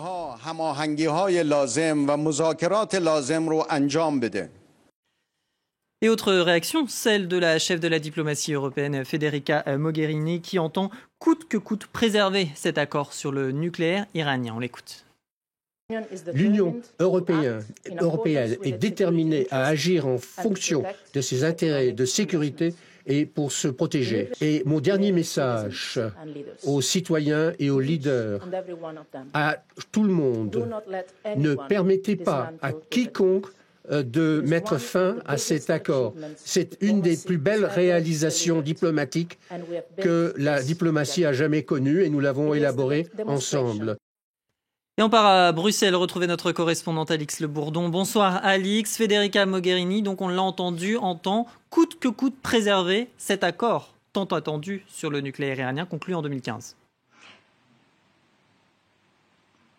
En effet, la chef de la diplomatie européenne s'est exprimée peu de temps après l'annonce par Donald Trump du retrait des États-Unis de cet accord sur le nucléaire iranien, et elle a finalement réitéré la position de l'Union européenne qui est finalement de préserver, comme vous l'avez dit, coûte que coûte cet accord. Le président du Conseil européen, Donald Tusk, a également aussi réagi en appelant à une approche européenne unifiée sur ce dossier du nucléaire iranien. Alors évidemment, les Européens ce soir sont très déçus, même s'ils s'attendaient évidemment à cette décision qui a été prise par Donald Trump. Ça n'est pas une surprise, on les sentait pessimistes depuis quelques jours sur cette décision de Donald Trump. C'est une déception, c'est aussi évidemment un échec, mais les Européens l'avaient affirmé dès hier. Bien sûr, ils restent dans cet accord sur le nucléaire iranien malgré ce retrait des États-Unis. Maintenant, pour les Européens, il va s'agir de faire un grand écart diplomatique, car il va falloir préserver cette relation transatlantique, maintenir le dialogue tout en cherchant à maintenir l'Iran dans cet accord. La peur des Européens après cette décision du président américain, elle est aussi économique puisque, comme vous l'avez entendu, il a également annoncé des sanctions à l'égard des entreprises étrangères. Donc c'est une inquiétude pour les Européens, même si le président américain a parlé d'un délai pour ces sanctions. C'est aussi un échec pour les tentatives diplomatiques d'Emmanuel Macron, le président français qui était donc en déplacement à Washington à la fin du mois d'avril et qui avait proposé à Donald Trump de renégocier un accord. Échec aussi pour la chancelière Angela Merkel qui l'avait suivi de près et qui avait estimé que cet accord était insuffisant. Alix Le Bourdon, en direct de Bruxelles, merci pour ces précisions. Jean-Éric Brana, on l'évoquait à l'instant avec Alix, cette décision de Donald Trump, c'est aussi un échec, elle l'évoquait, d'Emmanuel Macron, d'avoir proposer ce nouvel accord et de ne pas y être arrivé. Je ne crois pas, non. Le voyage d'Emmanuel Macron avait d'autres objectifs. C'était une visite d'État dans le cadre de l'amitié entre les deux pays. Et effectivement, il s'est rajouté, parce que le calendrier l'obligeait, cette proposition qui n'était pas dans elle était dans la valise, mais elle ne nous était pas annoncée comme telle au départ. N'oublions pas qu'Emmanuel Macron était contre le sens du vent quand même. C'est que tous les signaux étaient déjà là, nous indiquant ce qui allait se passer. Et bien sûr, si pour l'accord de Paris, tout le monde s'est dit surpris et pensait qu'il pouvait encore y avoir un sursaut, là, ce soir, personne n'avait parié un copec ou, je ne sais pas, la monnaie iranienne, vous allez me le redire, sur cette décision. Bien sûr, on savait ce qu'allait dire Donald Trump. Ce qui est difficile pour Emmanuel Macron et pour l'ensemble des partenaires européens, c'est la dureté de la décision, parce que celle-là, par contre, on ne l'avait pas vu venir. Des sanctions qui sont remises, même si elles sont différées, classiquement, c'est 90 jours pour une partie, 180 pour la suite. Mais au plus haut niveau, il l'a bien insisté. Bien entendu. Ce qui veut dire qu'on est revenu aux lois d'Amato Kennedy de 96 qui interdisent aux entreprises étrangères de faire du commerce avec l'Iran. Et je crois que pour les nouveaux contrats, ça s'applique dès maintenant. Bien sûr, pour nous les Français et pour les Européens de façon plus large, on va penser à Airbus, qui a quand même vendu une centaine d'avions. Donc là, on est sur des milliards de dollars. C'est ça, on est sur des milliards de dollars. C'est pas rien, c'est de l'emploi dans notre pays, dans notre Europe. C'est vraiment très important et c'est assez dramatique pour nous dans l'immédiat. Or, ne l'oublions pas, c'est bien l'économie qui intéresse Donald Trump. C'est un président transactionnel. Et dans toute cette affaire, là où j'étais un petit peu d'accord avec ce que disait l'ancien ambassadeur d'Israël qui parlait, en disant il n'y a pas d'intérêt pour Donald Trump, donc il se retire. Mais l'intérêt, il est économique. Il est en train de nous redessiner le monde, nouvel ordre mondial qui se passe sur l'économique. Pourquoi la Chine est si discrète? Pourquoi la Russie l'est tout autant? C'est parce qu'il y a là aussi des négociations qui sont en train de se faire de tous les côtés. Pourquoi les Européens sont aujourd'hui pieds et poings liés et vont avoir beaucoup de mal à se sortir de ce piège mortel dans lequel ils sont tombés? C'est bien parce qu'il y a des contrats énormes en jeu. Il ne s'agit pas simplement de politique politicienne ou de militaire ou de stratégique, mais également d'économique. Et c'est bien sûr ce terrain-là que Donald Trump déroule sans arrêt sa politique et qu'il l'a annoncé pendant la campagne. On l'a pas assez écouté en le traitant de clown, mais c'est bien ce que ses électeurs ont entendu, c'est bien ce que les conservateurs ont entendu. Ils ont entendu aussi qu'ils allaient aider leurs alliés israéliens, ce qui ne les embête pas au passage. Donc pour l'instant, il fait un carton plein vis-à-vis de son électorat. Vous évoquiez Airbus, l'avionneur qui a déclaré tout à l'heure qu'il allait examiner la décision prise par Donald Trump avant de réagir, et cela risque de prendre du temps. Fin de citation. 21h43 ici à Paris. Kim Vaudine nous a rejoint pour un œil sur les médias, entièrement consacré bien évidemment à cette décision de Donald Trump de retirer les États-Unis de l'accord sur le nucléaire iranien. Bonsoir Kim, quelles sont les réactions sur la toile ? Alors, ce qu'on peut dire sur Twitter, c'est que de nombreux internautes voient ce retrait américain tout simplement comme un prélude à la guerre avec l'Iran, comme de nombreux visuels se partageaient un petit peu sur les réseaux avec un hashtag « No war with Iran », pas de guerre avec l'Iran. Ce tweeto qui implorait les sénateurs pour faire changer d'avis à Donald Trump. Il y avait même idée partagée par cet autre tweeto pour qui la prise de parole de Donald Trump, à laquelle on vient d'assister, ouvre tout simplement, la voie vers une guerre majeure avec l'Iran. Se retirer de l'accord n'est que la première étape du processus, nous disait Trista Parsi. Un autre tweeto déplorait lui tout simplement une bien triste journée. Trump plonge le Moyen-Orient dans l'incertitude. Netanyahou et Bolton continuent à le pousser vers la guerre avec l'Iran, comme ils l'ont fait en 2003 auprès de Bush en Irak. Quelle triste journée, nous disait donc ce tweeto. En tout cas, parmi les réactions sur la toile, il y avait aussi celle qui rappelle que ce retrait des États-Unis est un échec pour Emmanuel Macron, mais aussi pour l'Union européenne, qui n'ont pas réussi à convaincre le président américain de rester dans cet accord. C'est vraiment un échec pour l'Europe, nous disait cette tweeto aujourd'hui. En tout cas, beaucoup d'autres internautes ont souligné que ce retrait américain de l'accord iranien ébranle la confiance en l'Occident et interroge aussi surtout du même coup sur les négociations qui ont lieu actuellement quant au nucléaire nord-coréen. Pour cet internaute, il nous disait Kim Jong-un sait désormais que s'il démantèle ses installations, alors l'Occident agira pour qu'il y ait un changement de régime à Pyongyang. Un changement de régime, puisque c'est de cela dont il semble être question. Comme nous le disait ce journaliste, belle coordination entre Netanyahou et Trump, qui a repris presque mot à mot des phrases du Premier ministre israélien. Il s'agit d'obtenir la reddition des ayatollahs. L'objectif, un changement de régime en Iran.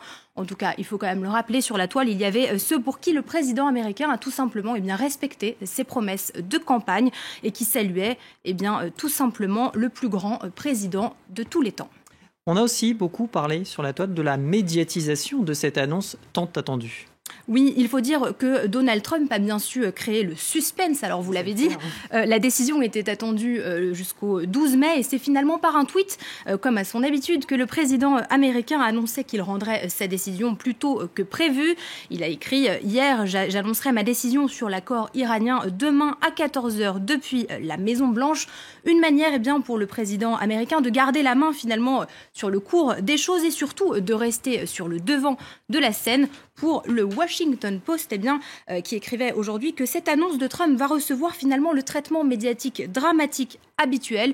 Il faut rappeler que le président américain n'en est pas à son coup d'essai. On connaît son goût pour les tweets à suspense, de véritables cliffhangers pour nous tenir en haleine. On se rappelle notamment de ce tweet. Il y a un an, il avait fait exactement la même chose en nous disant « J'annoncerai ma décision sur l'accord de Paris mardi à 14h ». Et il y avait également ce tweet, c'était quelques jours après la deuxième investiture de Barack Obama. Il avait écrit « Beaucoup de gens me demandent si je devrais ou non me porter candidat à la présidentielle. Restez à l'écoute pour la réponse, un vrai teasing ». Une pratique particulière de la présidentielle. Selon le New York Times, Donald Trump aurait même dit à ses assistants avant d'entrer en fonction que de penser chaque jour présidentiel comme un épisode d'émission télévisée.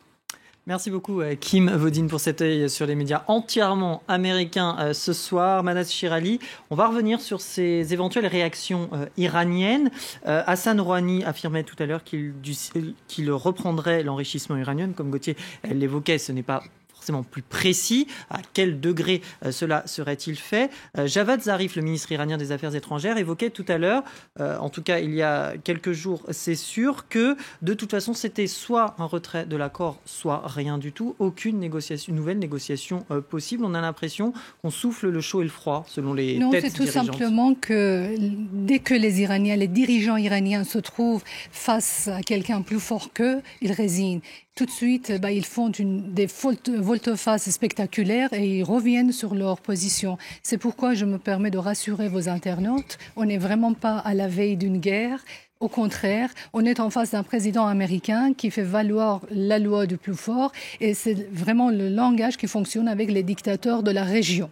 Alors, ils comprennent aussi bien le dirigeant coréen que les dirigeants iraniens. Ils comprennent ce langage et vous allez voir, les Iraniens vont se résigner. À ceci près que le dirigeant nord-coréen pourrait peut-être avoir des doutes sur la validité d'un accord passé avec Donald Trump, sachant qu'une fois que l'accord est passé, s'il doit être déchiré après, ça peut faire réfléchir Kim Jong-un. Peut-être il va faire plus attention que les Iraniens n'ont fait, c'est-à-dire que quand il signe quelque chose avec les Américains, il sait qu'il ne doit pas faire des fausses manœuvres à côté.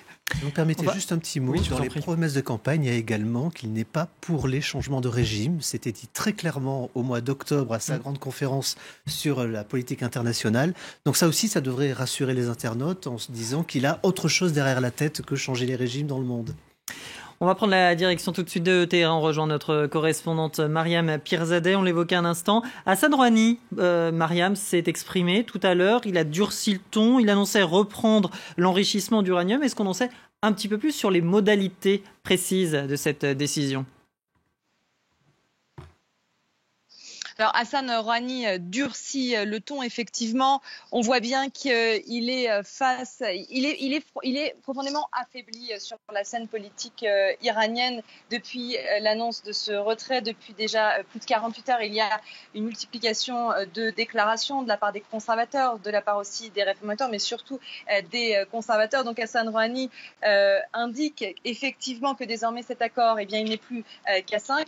Il n'y a plus les États-Unis et qu'il va y avoir une réunion, en fait, surtout avec les Européens. Et ensuite, il y aura une concertation au sein même de la République islamique pour savoir si cet accord est encore dans les intérêts de l'Iran. Il a aussi indiqué qu'il avait demandé au chef de l'énergie atomique de se tenir prêt pour un éventuel retour à l'enrichissement à l'uranium, ce qui était prévu. Ça avait été encadré par le JCPOA, par cet accord sur le nucléaire iranien. Donc Hassan Rouhani, effectivement, laisse planer plusieurs menaces, mais il l'a déjà fait depuis 3 jours. Il avait parlé d'une erreur stratégique, historique. Si jamais les États-Unis sortaient, ils sont sortis, mais finalement, ici, on s'attendait à ce scénario. Reste à savoir maintenant les sanctions. Est-ce qu'elles vont concerner les Européens? Il faut qu'Hassan Rouhani s'assure, et ça, il l'a répété à plusieurs reprises, qu'il y ait des garanties que les Iraniens conservent ces bénéfices qu'ils avaient obtenus avec cet accord sur le nucléaire iranien. Mariam Pirzadeh en direct de Téhéran, merci pour ces précisions. Vous vouliez réagir, Manas Shirali, par rapport aux déclarations faites par Hassan Rouhani tout à l'heure, qui évoquaient une guerre psychologique. Voilà, je voulais tout simplement dire que c'est tout sauf psychologique, c'est tout à fait réel. En fait, c'est l'économie iranienne qui est en train de mourir, est en chute libre, et ce sont les Iraniens qui sont en train de souffrir. Ça n'a rien de psychologique. Autre réaction, Jean-Ric Brana, vous êtes toujours avec nous, celle sans surprise de Barack Obama qui avait œuvré pour cet accord, l'ancien président des États-Unis. Une grave erreur, mais Donald Trump ne fait que tenir, vous le disiez, un engagement de campagne, se baser aussi sur son électorat et répondre à la demande au détriment du multilatéralisme. Bien sûr, Donald Trump est en train de revenir dans un monde avant Barack Obama, mais bien avant encore. Alors, on a vu la déconstruction de l'ère Obama, et vous avez eu la gentillesse de montrer mon livre tout à l'heure. Je reviens même à 1968. En réalité, il détruit tout le progressisme américain petit à petit pour remettre en place le conservatisme. Et les conservateurs qui, au début, l'ont vu arriver de façon très surprenante, ont fini par épouser sa cause en se disant que cet homme-là leur permettait effectivement de mettre en place toute leur politique, la plus ancienne, on va le dire comme ça pour pas mettre un autre adjectif possible, et ça fonctionne. Pour l'instant, il avance dans son programme, il les satisfait, et c'est pour ça qu'il reste absolument avec une base électorale en béton armé. Rendez-vous compte, au cours du dernier mois, il est monté, par exemple, chez Ipsos, uniquement de 19 points en un mois.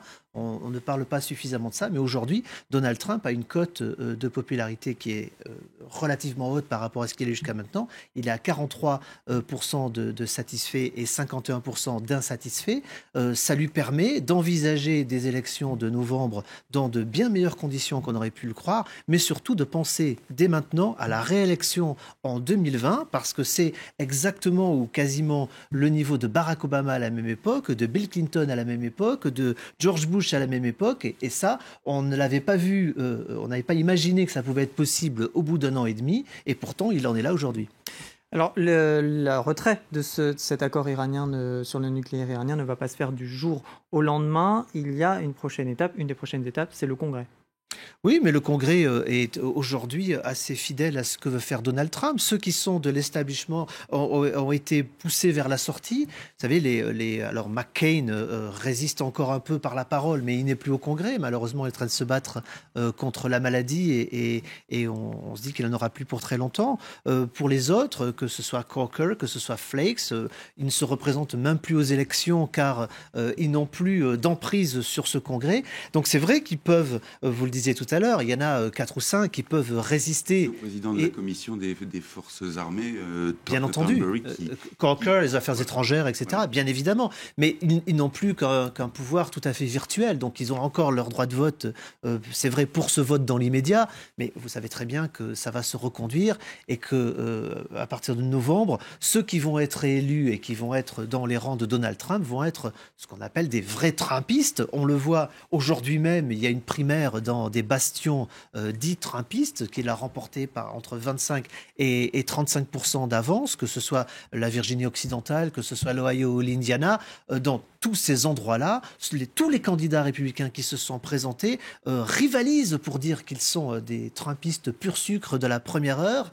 Et il n'y a personne en face, comme on a eu pendant la campagne avec les jamais Trump, où cet homme ne passera pas, où ce n'est pas mon président. Ça n'existe plus dans le Parti républicain, dans ces bastions très Trump. Ça existe, par contre, évidemment, sur les côtes ou dans les milieux beaucoup plus libéraux. Mais c'est vrai que Trump a gagné des voix par rapport à ce qu'il avait à l'époque de la dernière élection.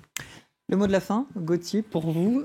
Pourquoi tant de méfiance de Donald Trump vis-à-vis de Téhéran, un petit peu moins vis-à-vis de Pyongyang en Corée du Nord? Il assure d'ailleurs que Mike Pompeo, le nouveau secrétaire d'État nommé récemment, sera, je cite, en Corée du Nord d'ici 1 heure, c'était tout à l'heure. C'est une question compliquée. Je dirais a priori que vous avez du côté de la Corée du Nord la volonté d'un dictateur d'être reconnu, une soif terrible d'être reconnu par les États-Unis, par Donald Trump, et avec à la clé la pérennité ou la pérennisation d'un régime tel qu'il est. Autant vous avez de l'autre côté, me semble-t-il, du point de vue des potentats iraniens et de la théocratie iranienne, la volonté, le souhait, tant que c'est possible, de pouvoir soit éviter la coercition américaine, soit la narguer, soit lui faire un pied de nez. C'est-à-dire que Kim Jong-un, lui, avait besoin d'être reconnu par Donald Trump et donc a insisté jusqu'à ce que Trump, finalement, lui dise « Eh bien oui, par fermeté, j'avance, mais en même temps, je dis oui, on se rencontre entre hommes. » Cette espèce de virilité feinte. De virilité. Et de l'autre côté, on a une république islamique qui, dans sa terminologie, a peut-être tout intérêt à dire vous avez joué de cette manière-là, nous jouerons autrement et nous contournerons. Donc, il y a là pour Trump aussi quelque chose qui est différent dans l'approche. Ce n'est pas du tout la même chose de s'adresser à Kim Jong-un, qui a besoin d'être reconnu, qu'à une république islamique qui, elle, a besoin surtout, justement, d'être reconnue, mais comme un opposant, une vraie opposante. Merci beaucoup Gauthier Rybinski, merci Jean-Éric Brana, Manas Chirali d'avoir été avec nous. Merci également à tous nos invités, à nos correspondants, aux équipes de la rédaction et à celles de la régie. 21h57 à Paris, prochain journal, c'est à 22h avec Aude Lecris qui reviendra bien évidemment sur cette décision de Donald Trump de se retirer de l'accord sur le nucléaire iranien. Quant à moi, je vous retrouve demain dès 20h. Restez avec nous sur France 24.